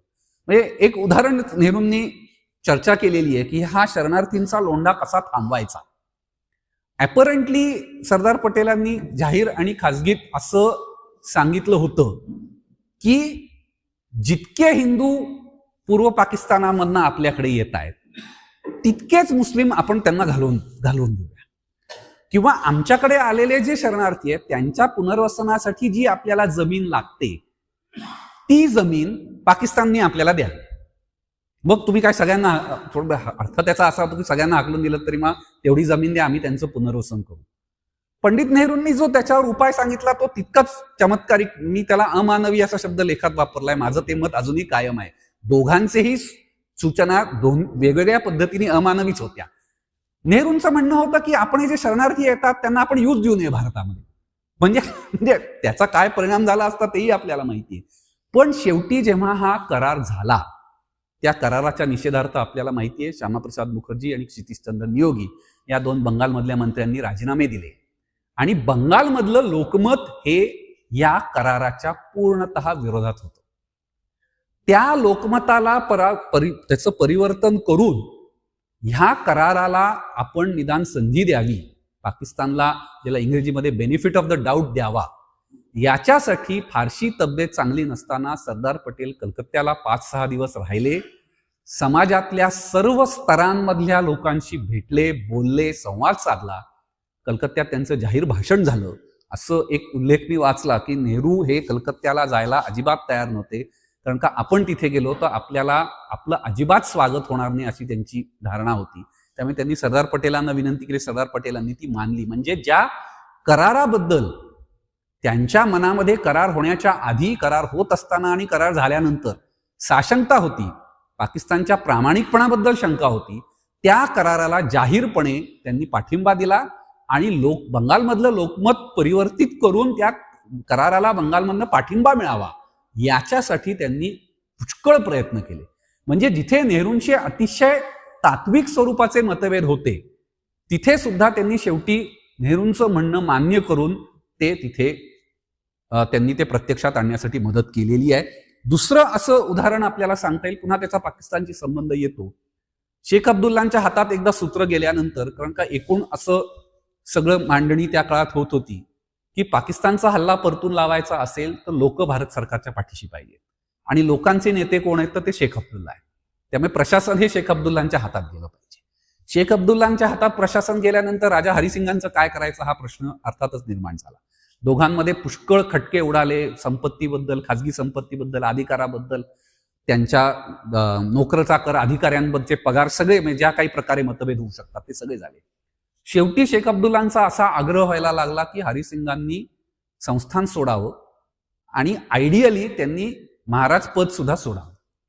ही नेहरूंची पण इच्छा होती, पण हरिसिंगांना पटवून देण्याची जबाबदारी ही सरदार पटेलांवर टाकण्यात आली आणि ती त्यांनी फारसा त्याच्याबद्दल उत्साह नसताना सुद्धा ती त्यांनी पार पाडली. हरिसिंगांना असं वाटलं की पटेलांनी आपल्याला इतके दिवस जी काही आश्वासनं दिली होती ती त्यांनी आपला विश्वासघात केलेला आहे. पण शेवटी परिस्थितीचा रेटा पाहता महाराजा हरिसिंगांनी ते सोडलं आणि अवघ्या 16-17व्या वर्षी डॉक्टर करणसिंगांना ती सगळी जबाबदारी ही पेलावी लागली. नेपाळबद्दल तसे मतभेद फार नव्हते. एकच फक्त प्रसंग ज्याच्यामुळे हे मतभेद निर्माण झाले ते असे की 1950 साली नेपाळमधली परिस्थिती काय होती तर राजेशाही तर होतीच तिथे, पण राणा कुटुंबाच्या हातामध्ये वंशपरंपरागतरित्या नेपाळचं पंतप्रधान पद होतं. त्यामुळे नेपाळच्या राजाला फारसे अधिकार नव्हते, सगळी सत्ता ही पंतप्रधानांच्या हातात होती आणि त्यांच्याच कुटुंबातले सगळे लोक सरसेनापती, महत्वाचे अधिकारी, मंत्री असं सगळं होतं. आणि ब्रिटिश भारतात शिकलेले जे नवीन तरुण पिढीतले अनेक लोक होते त्यांना आता नेपाळमध्ये लोकशाही पाहिजे होती. त्यामुळे त्यांचे प्रयत्न चालू होते. भारतातनं शस्त्रास्त्र गोळा करायची, नेपाळमध्ये धाडी टाकायच्या, बँका लुटायचा, जे हैदराबाद मुक्ती संग्रामामध्ये एक वेगळ्या अर्थाने झालं तसं ते झालं. आणि मग शेवटी ह्या लोकशाहीवादी शक्ती आणि राजा यांचा थोडाशी युती झाली. राजांनी आपले अधिकार ऍसर्ट करण्याचा प्रयत्न केला आणि राणांनी या राजांची कोंडी केली आणि मग राजा आणि शाही परिवार यांनी भारताच्या दूतावासात आश्रय घेतला. ते भारतात आले आणि मग पुढे काय करायचा हा प्रश्न निर्माण झाला. तर पटेलांचा एकूण दृष्टिकोन काय होता की शेवटी हे राणा आणि तिथली जे सगळा जमीनदार वर्ग आहे तो तिथला प्रस्थापित वर्ग आहे, त्याला अचानकपणे बाजूला सारून तिथे काहीतरी नवीन करायचं अशी काही त्यांची धारणा नव्हती. त्याचं एक कारण असं असू शकेल की 48-49 ह्या कालखंडामध्ये, ही माहिती ह्या पत्रव्यवहारातच पहिल्यांदा मला आढळली, भारतामध्ये कायदा आणि सुव्यवस्था राखण्यासाठी आपण नेपाळ लष्कराच्या 10 तुकड्यांना पाचारण केलं होतं. नेपाळकडनं आपण भारतामध्ये कायदा आणि सुव्यवस्था राखण्यासाठी लष्करी मदत मागवली होती आणि ती अर्थात राणा कुटुंब सगळं त्या सगळ्या अधिकार पदांवर असल्यामुळे त्यांनी ती तात्काळ दिली. आणि शिवाय राणा कुटुंबातल्या अनेकांचे राजस्थानमधल्या राजघराण्यांशी नातेसंबंध होते, वैवाहिक संबंध होते. त्यामुळे हा सगळा पट हा कदाचित सरदार पटेलांच्या डोक्यात असेल. नेहरूंचं मात्र म्हणणं होतं की हे सगळं फ्युडल सेटअप आहे, हा सगळा सरंजामदारी व्यवस्था आहे, ती सगळी मुळापासूनच आपण उपटून टाकली पाहिजे. कालांतराने नेपाळमध्ये काय झालं हे सगळं ते आपल्याला माहितीच आहे. त्या सगळ्याचे एकमेव साक्षीदार म्हणूया आपण हे नेपाळचे माजी राजे ज्ञानेंद्र आहेत. ते त्यावेळेला 3 वर्षाचे होते आणि समहाऊ जेव्हा राजपरिवारांनी भारताच्या दूतावासामध्ये आश्रय घेतला तेव्हा हे लहान मूल हे राजमहालातच राहिलं. त्यामुळे त्या राणांनी त्यांचा ताबा घेतला आणि त्यांचे आजोबा राजे त्रिभुवन यांच्याऐवजी त्यांचाच राज्याभिषेक घडवून आणला. ते हे सगळं ते आपल्याला हाताळावं लागत होतं. आणि त्याच्यात पुन्हा रफी अहमद किडवाई यांचे या सगळ्या नेपाळी बंडखोरांशी असलेले संबंध होते. ते त्यांना आर्थिक मदत करत असत वगैरे वगैरे वगैरे. चीनशी जो सगळा मतभेद आहे ते अर्थातच 1949 साली चीनचं गृहयुद्ध संपलं आणि साम्यवादी लोक हे चीनमध्ये सत्ता घेतली. ते आज तागायत आहेत. पुढचा टप्पा, खरा धोका जेव्हा निर्माण झाला तो तिबेटचा ताबा चीनने घेतल्यावर झाला. तोपर्यंत ब्रिटिश भारताचं जे सगळं धोरण होतं की तिबेट हे एक प्रकारचं बफर स्टेट असेल चीन आणि भारतामधलं, नुसतं चीन आणि भारताबद्दल नाही तर रशिया आणि ब्रिटिश भारतामधलं सुद्धा ते बफर स्टेट असेल. पण साम्यवादी शक्तींनी तिबेटचा ताबा घेतल्यानंतर कम्युनिस्ट चीन आता भारताबद्दल काय धोरण अवलंबेल याच्याबद्दल त्यांना साशंकता होती. त्याच्याबद्दलचं एक त्यांनी दीर्घ पत्र पंडित नेहरूंना लिहिलं. त्या पत्राला थेट उत्तर नाही, पण नेहरूंनी एक आपलं त्याच्याबद्दलचं आकलनाचं टिपण हे सगळ्यांना सर्क्युलेट केलं होतं. तिथे सुद्धा दोघांचा दृष्टिकोन हा दिसतो, हे कसा भिन्न आहे ते दिसतं. सरदार पटेलांच्या मनामध्ये कम्युनिस्टांबद्दल अर्थातच आढी होती, तशी ती समाजवाद्यांबद्दलही होती आणि समाजवादी मंडळींना सुद्धा पटेलांच्या बद्दल मनामध्ये आढी होती. नंतर जे लिखाण झालं, जयप्रकाशजींची वक्तव्य असतील किंवा मधुलिमा यांनी प्राईम मुव्हर्स मध्ये लिहिलं असेल, त्यांचं आकलन नंतर बदललं. पण पटेल हे कसे जमातवादी आणि भांडवलशाही शक्तींचे प्रतिनिधी आहेत अशा पद्धतीचंच त्यांचं ते आकलन त्यावेळेला होतं. आणि हैदराबादचा संबंध पुन्हा होता, कारण का आपण मराठवाड्यातली मंडळी हैदराबाद मुक्ती संग्रामाकडे मुख्यतः स्वामीजींच्या नेतृत्वाखाली हैदराबाद स्टेट काँग्रेसनी जो सत्याग्रह केला त्या दृष्टिकोनातनं हैदराबादच्या प्रश्नाकडे पाहतो. आंध्रातले किंवा इतर भागातले अभ्यासकही सत्याग्रहाबरोबरच 1946 मध्ये कम्युनिस्टांनी तेलंगणामध्ये जो उठाव केला होता तोही त्याचा दखल घेतात. आणि संस्थान ताब्यात घेतल्यानंतर म्हणजे पोलीस ऍक्शन झाल्यानंतर सरदार पटेलांनी ज्या गोष्टींचा बिमोड केला ती म्हणजे कम्युनिस्टांचा तेलंगणातला उठाव. आणि हे आपल्यापैकी अनेकांना माहिती आहे, जेव्हा भारत सरकारने या तेलंगणाचा उठाव चिरडून टाकला अक्षरशः येन केन प्रकारे, तेव्हा कम्युनिस्ट पक्षाच्या मध्ये जी अंतर्गत चर्चा झाली, कारण का 48 साली चीनमध्ये आता साम्यवाद्यांचा विजय होणार असं लक्षात आल्यानंतर फेब्रुवारी 1948 मध्ये जी कलकत्त्याला कम्युनिस्ट पक्षाची पक्ष परिषद झाली, त्याच्यामध्ये पीसी जोशींना दूर करून बीटी रणदिवे महासचिव झाले आणि त्यांनी उठावाचा कार्यक्रम जाहीर केला. शहरी भागात उठाव फसला आणि मग तो ग्रामीण भागात आपण लक्ष हे करूया आणि मग तिथे तेलंगणा हे केंद्र होईल. आणि तो उठाव आता तोही उठाव भारत सरकारने चिरडून टाकल्यानंतर कम्युनिस्ट पक्षाच्या 4 नेत्यांचं शिष्टमंडळ, त्याच्यामध्ये डांगे होते, ते सबमरीन मध्ये बसून मॉस्कोला पोहोचले आणि स्टॅलिनचा सल्ला घेऊन ती चळवळ त्यांनी मागे घेतली. त्याची मिनिट्सही आता उपलब्ध आहेत मोहित सेन वगैरेंच्या पुस्तकामध्ये. त्यामुळे चीन हे भारताच्या सीमेपर्यंत त्यांची सत्ता येणं याचे परराष्ट्र धोरणाच्या बाबतीत काय परिणाम होतील हे जसं सरदार पटेल म्हणत होते तसं त्याच्यामुळे भारतातल्या कम्युनिस्टांना बळ मिळेल. कारण का लक्षात घ्या, ही सगळी घटना घडवली 1950च्या आहेत. 51-52 मध्ये शेवटी जेव्हा रशियाच्या कम्युनिस्ट पक्षांनी इथल्या कम्युनिस्टांना सल्ला दिला तेव्हा त्यांनी सशस्त्र उठावाचं धोरण मागे घेतलं आणि संसदीय राजकारणामध्ये आम्ही प्रवेशित होऊ. आणि 54 मध्ये पालघाटच्या काँग्रेसमध्ये पीसफुल ट्रान्झिशन टू सोशलिझम हे धोरण स्वीकारलं. त्यामुळे पटेलांच्या मनामध्ये साम्यवादी चीनचा धोका हा केवळ सीमेवर किंवा परकीय आक्रमणाच्या दृष्टिकोनातनं नाही, त्याच्यामुळे भारतातल्या कम्युनिस्टांना कसं बळ मिळेल याच्याबद्दलचा तो होता. त्यामुळे हे असे त्यांना बऱ्यापैकी आंतरराष्ट्रीय त्याला संदर्भ आहे. तरी त्या काळामध्ये नेहरूंनी एक लष्करी तुकडी गंगटोकला पाठवली. सिक्कीम हे त्यावेळेला भारताचा भाग नव्हतं, ते संस्थान होतं. ते भारतात का आलं नाही याच्याबद्दल काही लिखाण झालंय, ते माझ्या अजून वाचनात नाही. पण पटेलांनी म्हटलं की हे बरोबर केलं तुम्ही, कारण का हा सगळा प्रदेश आता कम्युनिस्ट आलेले आहेत तर आपण त्यांच्या विरोध करण्यासाठी रोखण्यासाठी तिथे आपलं लष्कर तैनात होणं आवश्यक आहे.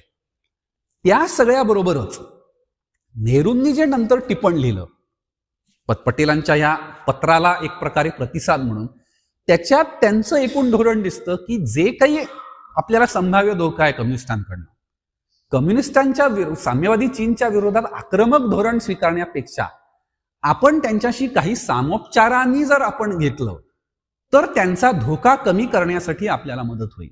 कारण का त्यावेळेला साम्यवादी देश दोनच होते, सोव्हिएट रशिया आणि चीन. त्यांचं ह्या नव्याने स्वतंत्र झालेल्या भारतासारख्या देशाबद्दलचं आकलन काय होतं, तर हे फक्त राजकीय दृष्ट्या स्वतंत्र झालेले आहेत, आर्थिक दृष्ट्या ते अजूनही ब्रिटिशांच्या साम्राज्याचा भाग आहे आणि हे सगळे साम्राज्यवाद्यांचेच हस्तक आहेत. ह्या समज दूर करून चीनच्या मनात जो काही भारताबद्दल संशय असेल तो दूर करायचा असेल तर आपल्याला त्यांच्याशी सामोपचाराने घेतलं पाहिजे, त्यांच्या मनातले गैरसमज हे दूर केले पाहिजेत. हेच धोरण नेहरूंनी नंतर स्वातंत्र्यानंतर राबवलं. त्याचे काय जे परिणाम झाले ते 62च्या युद्धामध्ये आपल्याला दिसले. दुसरा एक मतभेदाचा मुद्दा असा होता की अमेरिकेसोबत काय करायचं. कारण का नेहरूंनी 49 साली अमेरिकेचा दौरा केला होता, तिथे त्यांना बऱ्यापैकी लोकप्रियता मिळाली, पण त्यांना जी अमेरिकेकडनं मदत अपेक्षित होती ती मदत तितकीशी झाली नाही. त्यामुळे एक प्रकारची निराशा आणि अमेरिका काही भारताच्या स्वतंत्र भारताबद्दल सहानुभूती बाळगत नाही अशा पद्धतीचं एक नेहरूंच्या मनामध्ये हे होतं. पण मात्र पटेलांच्या मनात त्यांनी 1-2 ठिकाणी असा स्पष्ट उल्लेख केलाय की अमेरिकेशी आपण जवळीक केली पाहिजे, कारण भांडवल आणि नवीन तंत्रज्ञानाचं स्रोत कोणता आहे आज जगामध्ये, तर ती अमेरिका आहे. त्यामुळे भारताची जलद गतीने औद्योगिक प्रगती करायची असेल तर अमेरिकेशी आपण मिळतं जुळतं घेतलं पाहिजे. पण हे असं करत असताना जी काही नेहरूंनी अलिप्ततावादाची परराष्ट्र धोरणाची चौकट आखून दिली होती त्याच्यापासून पूर्ण वेगळं पटेल जाऊ पाहत होते का, तर तसं नाही. त्यांनी अमेरिकेच्या बाबतीत ते समर्थन केलं की आपण अमेरिकेकडनं भांडवल किंवा तंत्रज्ञान घेतलं याचा अर्थ लगेच आपण अमेरिकेच्या बरोबरीने चाललो आहोत, तसा होत नाही असं त्यांनी अहमदाबादला एका भाषणामध्ये स्पष्ट सांगितलं होतं. किंवा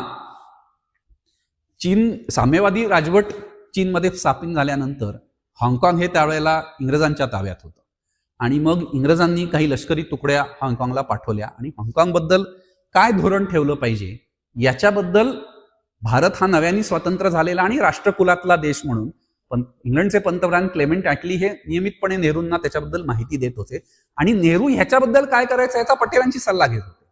पटेलांनी एकदा एक केलं की साम्यवादाचा प्रसार रोखण्यासाठी इंग्लंडला आपलं सहकार्य पाहिजे असेल तर आपण त्याला काही हरकत नाही, कारण का भारत हा असा एकमेव आशिया खंडातला देश आहे जो साम्यवादाचा जागतिक पातळीवरचा साम्यवादाचा प्रसार रोखू शकेल अशी पटेलांची धारणा होती.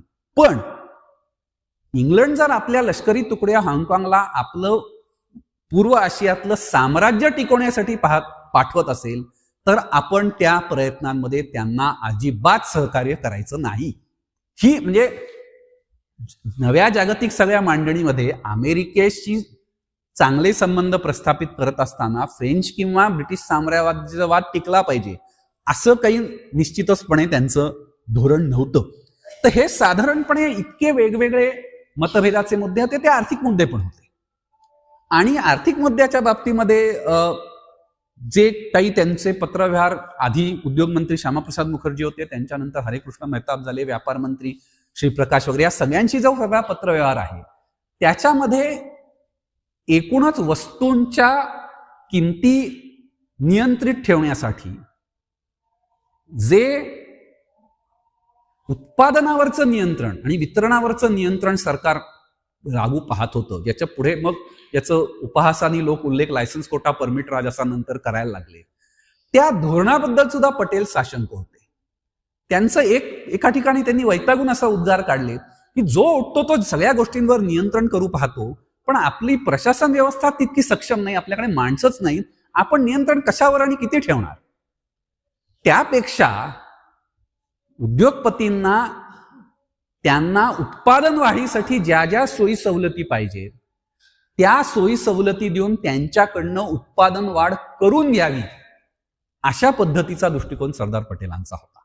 तो किती यशस्वी झाला असता, एकूणच आपल्याकडच्या भांडवलदारांच्या वृत्तीबद्दल जे आतापर्यंत सगळं जे लिखाण झालेलं आहे स्वातंत्र्याच्या उंबरठ्यापासून आजपर्यंत, की अगदी अलीकडे भारत सरकारचे माजी आर्थिक सल्लागार अरविंद सुब्रमण्यम आणि देवेश कपूर यांच्या पुस्तकापर्यंत ती सगळी येते की इथल्या भांडवलदार वर्गाला नवीन तंत्रज्ञान आत्मसात करून नवीन प्रकारची उत्पादनं तयार करण्यापेक्षा आयत्या बाजारपेठेवर आपली मक्तेदारी कायम ठेवून नफा मिळवत राहणं अशा वृत्तीच्या लोकांवर सरदार पटेलांना तरी किती नियंत्रण आणता आलं असतं देशहिताच्या दृष्टीने, याच्याबद्दल साशंक आहे. किंवा त्यांनी व्यक्तिशः कसं नियंत्रण आणण्यात यशस्वी झाले असते तर त्याच्यानंतर काय झालं असतं. आणि काही महत्वाच्या उद्योगधंद्यांच्या बाबतीमध्ये त्यांनी जातीने लक्ष घातल्याचं आपल्याला दिसतं. याचं एकच उदाहरण, त्या कंपनीशी माझे नाही पण वडिलांचे वैयक्तिक संबंध आहेत. Scindia steamship and navigation company, माझे वडील त्या कंपनीमध्ये दीर्घकाळ सेवेत होते. Scindia steamship and navigation company ही वालचंद हिराचंद आणि नरोत्तम मोरारजी यांनी स्थापन केलेली जहाज कंपनी. माल वाहतूक करण्यासाठी इंग्रजांची जी मक्तेदारी होती ती मोडीत काढण्यामध्ये हे दोघं ही कंपनी यशस्वी झाली. आणि त्यांनी विशाखापट्टणमला जहाज बांधणीचं एक शिपयार्ड स्थापन केलं होतं, जे युद्धाच्या सगळ्या प्रयत्नात फार काही त्याला नफा नंतर होत नव्हता. पण ते जेव्हा बंद करायची वेळ आली तेव्हा पटेलांनी ही भूमिका घेतली की इतकं महत्वाचं देशाच्या दृष्टीने उपयुक्त असं हे औद्योगिक आस्थापन आहे, ते काही केल्या सरकारने विकत घ्यावं. कारण का तिथे जे तंत्रकुशल इंडस्ट्रियल कपॅसिटी भारताची विकसित झालेली आहे ती अशी वाया जाता कामा नये. आणि सिंधिया स्टीमशिपच्या मध्ये नरोत्तम मोरारजींच्या मृत्यूनंतर त्यांचे चिरंजीव शांतिकुमार मोरारजी आणि त्यांच्या अतिशय कर्तबगार सुनबाई सुमतीदेवी मोरारजी यांच्याकडे कंपनीची धुरा होती. वालचंद हिराचंदांचे इतर उद्योग होते, ते ह्याच्यात अध्यक्ष जरी असले तरी एका मर्यादेपलीकडे लक्ष घालत नसत. आणि दुर्दैवाची गोष्ट म्हणजे हे सगळं पत्रव्यवहारातनं आणि इतर ठिकाणी त्याचे उल्लेख आहेत, शांतिकुमार मोरारजी आणि त्यांच्या पत्नी सुमती मोरारजी यांचं अजिबात एकमेकांशी पटायचं नाही. आणि ते पटत नसल्यामुळे कंपनीच्या कारभारावर विपरीत परिणाम होतला. त्यामुळे ते सगळं प्रकरण सोडवण्यासाठी सरदार पटेलांनी जवळपास 6-8 महिने खर्च केले. म्हणजे वैयक्तिक भेटीगाठी आपले सचिव व्ही शंकर यांना तिथे पाठवून तिथल्या उद्योगपतींची बैठका घेऊन काहीतरी ह्याच्यावर तोडगा निघाला पाहिजे. आणि हा काही केवळ वैयक्तिक संबंध, या सगळ्यांची त्यांचे वैयक्तिक संबंध होते हे आपल्या सगळ्यांनाच माहिती आहे. श्यामदास बिर्ला असतील किंवा इतर उद्योगपती असतील, हा केवळ वैयक्तिक आस्थेपोटीचा संबंध आहे असं मला वाटत नाही. भारतासारख्या देशाकडे माल वाहतूक करणारी स्वतःच्या देशी मालकीची जहाज वाहतूक कंपनी असावी ह्या दृष्टिकोनातून त्यांनी ही मांडणी केली असेल, ही सगळा प्रयत्न केला असेल असं आपल्याला दिसतं. आता हे सगळे मतभेदाचे मुद्दे असताना सुद्धा सहमती होती. आणि मगाशी जसा मी उल्लेख केला की पटेल पंतप्रधान झाले असते तर काय, या माझ्या मते या चर्चेला काही अर्थ नाही. कारण का एकतर सरदार पटेल आणि पंडित नेहरू या दोघांचीही महात्मा गांधींवर नितांत श्रद्धा होती. त्यांच्या हत्या झाल्यानंतर त्यांनी दोघांना जी पत्र लिहिलेली आहेत की आता गांधीजी नाहीत, आपण आता एकमेकांसोबत एकमेकांच्या बरोबरीनेच काम केलं पाहिजे तर देश योग्य दिशेने जाईल. त्यामुळे नेहरू हे महात्मा गांधींचे चॉईस होते हे पटेलांना मान्य होतं. महात्मा गांधींच्या हयातीत जेव्हा काही प्रश्नांबद्दल मतभेद निर्माण झाले आणि पटेल आणि नेहरू दोघांनी एकाच वेळेला राजीनामा देण्याची सादर केला जाहीर केलं, त्यावेळेला पटेलांनी जे महात्मा गांधींना पत्र लिहिलेलं आहे ते त्यांनी स्वच्छ म्हटलंय की माझं वय पाहता मी आता उतरडीला वाजलेलो आहे. तुलनेने पंतप्रधान हे तरुण आहेत, माझ्यापेक्षा त्यांचं आरोग्य चांगलं आहे, ते आंतरराष्ट्रीय पातळीवर त्यांचं एक स्थान आणि देशात एक लोकप्रियता आहे. त्यामुळे राजीनामा द्यायचा असेल तर तो मी दिला पाहिजे, त्यांनी नाही. ही भूमिका गांधींच्या हयातीत त्यांनी बांधली होती. त्यामुळे पुढे नेहरूंची जागा घेण्याची त्यांच्यात इच्छा निर्माण झाली असती असं काही मला झालं असतं असं मला अजिबात वाटत नाही. पण जिथे नेहरूंचे काही पावलांना त्यांचा विरोध होता तिथे त्यांनी आपल्या पक्षावरची पकड दाखवून देऊन, आता हा शब्दप्रयोग करायचा की नाही मला मनात संभ्रम आहे, पण नेहरूंना जागा दाखवून दिली त्यांची. म्हणजे जेव्हा पहिले आपले महाराज्यपाल गव्हर्नर जनरल चक्रवर्ती राजगोपालाचारी त्यांचा पदाचा काळ संपणार, म्हणजे आता नव्याने राज्यघटना येणार, नवीन राष्ट्रपतींची निवड होणं गरजेचं होतं. नेहरूंच्या मनात चक्रवर्ती राजगोपालाचारींनीच पहिले राष्ट्रपती व्हावं असं मनात होतं. त्यांच्या पक्षामध्ये मत हे राजाजींना अनुकूल नव्हतं. कारण का 42च्या चळवळीला राजाजींनी विरोध केला होता. त्यांचा जो सुप्रसिद्ध राजाजी फॉर्म्युला होता तो पाकिस्तानच्या मागणीला मान्यता देणारा होता अशी एक पक्षात धारणा होती. शिवाय दक्षिण भारताच्या राजकारणात राजाजी ब्राह्मण, त्याच्यातला ब्राह्मणेतरवाद, हा सगळे ते मुद्दे होते. आणि राजेंद्र प्रसाद हे घटना परिषदेचे अध्यक्ष म्हणून सगळ्यांशी त्यांचे चांगले संबंध असल्यामुळे पक्षात एक मत होतं की राष्ट्रपती पदासाठीची जी एक गरिमा आहे ती कोण जपू शकेल, तर अर्थातच राजेंद्र प्रसाद जपू शकतील. त्यामुळे तो मतभेद झाला. आणि शेवटी असं म्हणूया या बाबतीमध्ये की पटेलांनी नेहरूंना जागा दाखवून दिली असं ह्या बाबतीत म्हणण्यापेक्षा पक्षाचं जे मत आहे त्याच्या पाठीशी आपली ताकद पटेलांनी लावली. पटेलांची एकूण पक्षातली पकड पाहता त्यांनी ठरवलं असतं की नाही, नेहरू म्हणतात ना राजाजी पहिले राष्ट्रपती झाले पाहिजे, तर तेच झाले पाहिजे. असं त्यांनी ठरवलं असतं तर कदाचित छत्रपती राजगोपालाचारी भारताचे पहिले राष्ट्रपती झाले असते. पण जे पुढचा जो मुद्दा आहे तो म्हणजे टंडन यांच्या अध्यक्षपदाचा. तिथे मात्र पटेलांनी आपली सगळी ताकद टंडनांच्या मागे लावली आणि त्यांना निवडून आणलं. नेहरूंचे पसंतीचे उमेदवार आचार्य कृपलानी यांचा पराभव करून. आणि या सगळ्यातनं मग हा मतभेदाचे मुद्दे जसे होते हे होतेच, ते नाकारून चालणार नाही. पण मग सहमतीचे मुद्दे होते का, तर तेही आपल्याला दिसतात. म्हणजे जसं मगाशी मी म्हणलं की नेहरूंची जागा आपण घ्यावी अशी पटेलांची कधीच महत्वाकांक्षा नव्हती. त्यामुळे आपण पंतप्रधान होऊ आणि काहीतरी करू हे असं त्यांनी कधी केलं नाही. काही बाबतीत जी दोन मगाशी उदाहरण दिली की मतभेद असताना, पसंत नसताना सुद्धा हरिसिंग प्रकरणात आणि लियाकत नेहरू कराराच्या बाबतीत त्यांनी लोकमत अनुकूल करून घेतलं. मग सहमती कुठे होती, तर अनेक महत्वाच्या नियुक्त्या, राज्यपाल पदाच्या नियुक्त्या, मंत्रिमंडळात नव्याने कोणाला घ्यायचं, या सगळ्याबाबत त्यांची एकमत होतं. म्हणजे एक गमतीशीर उदाहरण आहे की 1948-49 मध्ये सी.डी. देशमुख, चिंतामणराव देशमुख हे रिझर्व्ह बँकेच्या गव्हर्नर पदावरून निवृत्त झाले. आणि त्यांनी आत्मचरित्रात जे लिहिलेलं आहे की त्यांच्या पत्नी इंग्रज होत्या, ब्रिटिश होत्या, त्या इंग्लंडमध्ये ऑलरेडी राहायला गेल्या होत्या आणि निवृत्तीनंतर आता आपण इंग्लंडमध्ये स्थायिक व्हायचं असं त्यांनी ठरवलं होतं. पण निवृत्तीच्याच उंबरठ्यावर त्यांच्या पत्नीचं इंग्लंडमध्ये निधन झालं. त्यामुळे आता इंग्लंडला जाण्याचा काही प्रयोजन उरलं नाही. त्यामुळे ते आता आपण भारतातच राहणार असं त्यांनी ठरवलं. हे आता काही वेळा ते वाचताना फार आश्चर्य वाटतं. हे ऐकल्यावर एका पातळीवर पटेल आणि नेहरू दोघांनाही आनंद झाला की आता चिंतामणराव देशमुख भारत सोडत नाही, काहीतरी करून त्यांना सरकारमध्ये जबाबदारीचं स्थान दिलं पाहिजे अशी दोघांचंही एकमत होतं. ते मग हळू टप्प्याने आधी आर्थिक सल्लागार आणि मग नंतर ते नियोजन आयोगाचे अध्यक्ष, अर्थमंत्री झाले. आणि नियोजन आयोगाबद्दल सुद्धा पटेलांना फारसा उत्साह नव्हता. ते नेमकं त्याचं कार्य काय, त्यांनी नेमकं काय करायचं, तो सगळ्या उत्पादन वाढीच्या प्रक्रियेमध्ये अडसर ठरतोय अशा पद्धतीचे त्यांनी उद्गार काढले होते. आता अर्थमंत्र्याच्या पदवीमध्ये जेव्हा आधी झंडुकम चेट्टी, मग जॉन मथाईंशी मतभेद झाले, त्यांनी नंतर राजीनामा द्यायचा मानस व्यक्त केला, मग त्यांनी मंत्रिमंडळातून सोडलं. आता मग अर्थमंत्री कोणाला करायचं, त्या दोघांनी मिळून आधी राजाजींनाचं मन वळवण्याचा प्रयत्न केला की तुम्ही कसं पुन्हा केंद्रीय राजकारणात येऊन अर्थमंत्री झालं पाहिजे. त्याच्यावर राजाजी म्हणले मला अर्थ खात्यातलं काहीही कळत नाही, मी अर्थमंत्री होणार नाही.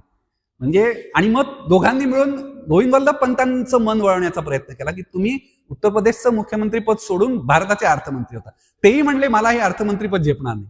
म्हणजे एकेकाळी भारताचं अर्थमंत्री होणारा लोकांना व्हायचं नव्हतं असं एक काळ होता. आता फार परिस्थिती बदलली आहे.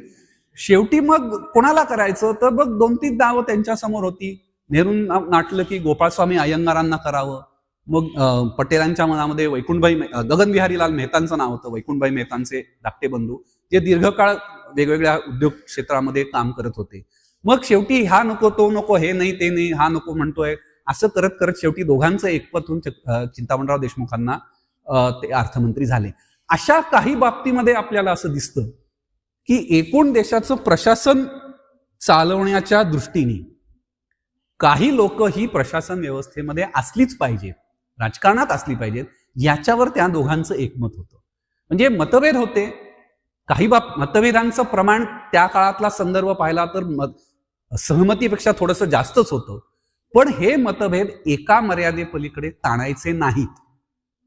हा त्याला काय नाव द्यायचं ते सभ्यपणा म्हणा, मर्यादा म्हणा, या दोघांनीही पाळली. आणि शेवटी नेहरू पंतप्रधान आहे. आपण त्यांची जागा घेऊ इच्छित नाही, घेऊ शकणार नाही. घेतली तरी त्यांना घेणं शक्य होतं का? शक्य होतं. अवघड झालं असतं का? तर निश्चित अवघड झालं असतं. पण त्यांनी जी काही राजकीय अस्थिरता माजली असती त्याचंही भान सरदार पटेलांना होतं. त्यामुळे या सगळ्या पार्श्वभूमीवर सरदार पटेलांचं योगदान, असं शीर्षक आधुनिक भारत आहे, तर संस्थानांचं विलिनीकरण केल्यानंतर भारताच्या एकतेला आणि अखंडतेला जी बळकटी मिळाली ती पुरेशी नव्हती. त्याच्या पलीकडे जाऊन संस्थानांमधलं एकूण प्रशासनिक जीवन स्थिर करणं, काँग्रेसमधली गटबाजी ही सांभाळणं आणि त्याच्यातनं भारतासारख्या नव्याने स्वतंत्र झालेल्या देशाला, ज्याला अन्नधान्याची टंचाई होती, आर्थिक चणचण होती, शरणार्थींचा प्रश्न होता, परकीय आक्रमण किंवा परकीय शेजारी देशांची संघर्षाची शक्यता होती, या सगळ्यांवर सामोरं जाण्यासाठी म्हणून जे एक कोहिजन लागतं केंद्र सरकारच्या पातळीवर आणि राज्य सरकारांच्या पातळीवर, ते घडवून आणण्यामध्ये सरदार पटेलांचं एक महत्वाचं योगदान. ह्या गोष्टी कशा असतात, ह्या संस्थानांच्या विलिनीकरणासारख्या भव्य दिव्य नसतात. पोलीस ऍक्शन सारख्या त्या भव्य दिव्य आणि मोठा परिणाम करणाऱ्या, चटकन ज्याचा परिणाम दिसतात तशा नसतात. या बारीक सारीक गोष्टी असतात ज्या अनेक वेळेला इतिहासाच्या प्रवाहामध्ये काळाच्या पडद्याआड त्या सहजपणे निघून जातात, त्यांची आठवणी नंतर कोणाला राहत नाही. पण त्या वेळेला त्या जर केल्या नसत्या तर त्याचे वेगळे परिणाम झाले असते. हे भान आपण सरदार पटेलांच्या योगदानाच्या संदर्भात आपण लक्षात घेतलं पाहिजे. ऐकताना कदाचित हे सगळं फार विस्कळीत वाटलं असेल, त्याच्याबद्दल मी आपली क्षमा मागतो. पण शेवटी कितीही मोठा नेता असला तरी ती माणसंच असतात, त्यांना रागलोभ असतात, आवडीनिवडी असतात आणि राजकारणापलीकडचं सुद्धा काही एक व्यक्तिमत्व असतं.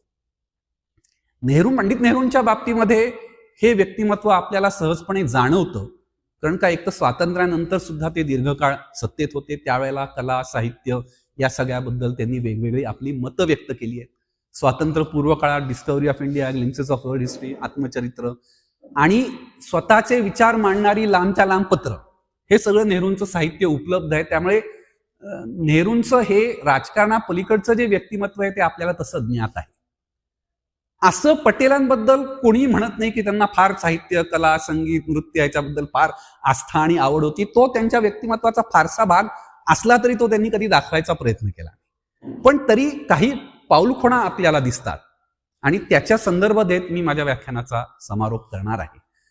शिवराम जाधव सर इथे बसलेत. महादेवभाई देसाईंच्या डायरीमध्ये येरोडा तुरुंगात 30च्या दशकात असताना महादेवभाई देसाई, महात्मा गांधी आणि सरदार पटेल यांच्यातल्या सगळ्या ज्या गप्पा चालायच्या त्याच्यामधला एक विषय हा त्या काळात प्रसिद्ध असलेल्या अमेरिकेतल्या इंग्रजीतल्या कादंबऱ्या सुद्धा होत्या.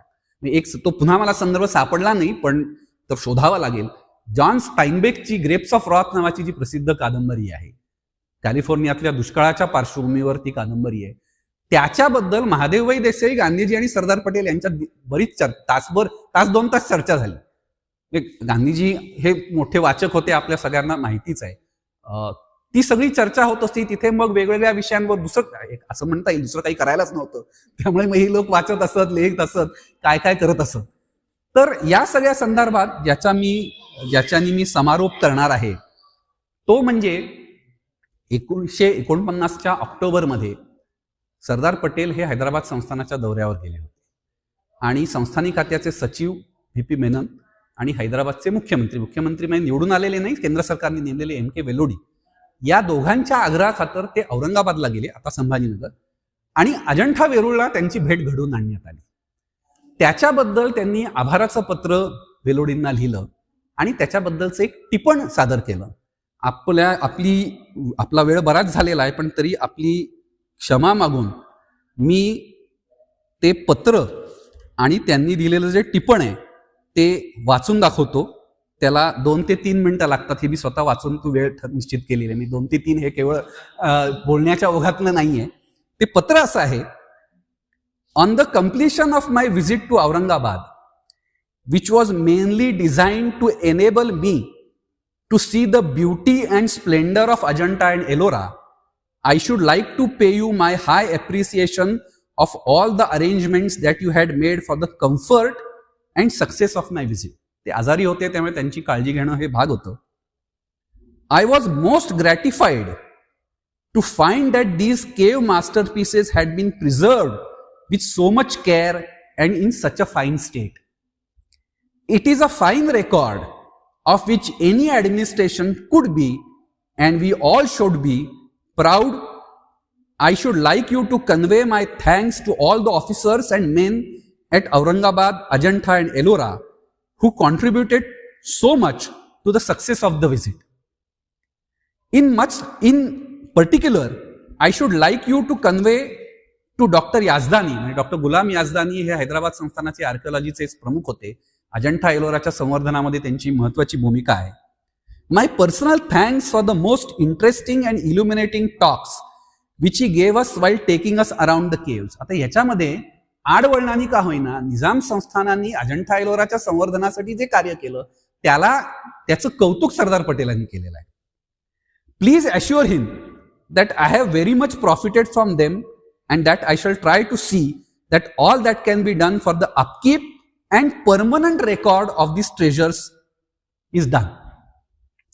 मग त्यांनी आपण एक टिपण ऍड केलेलं आहे, ते तुम्ही सगळ्यांना पाठवा असं म्हणतात.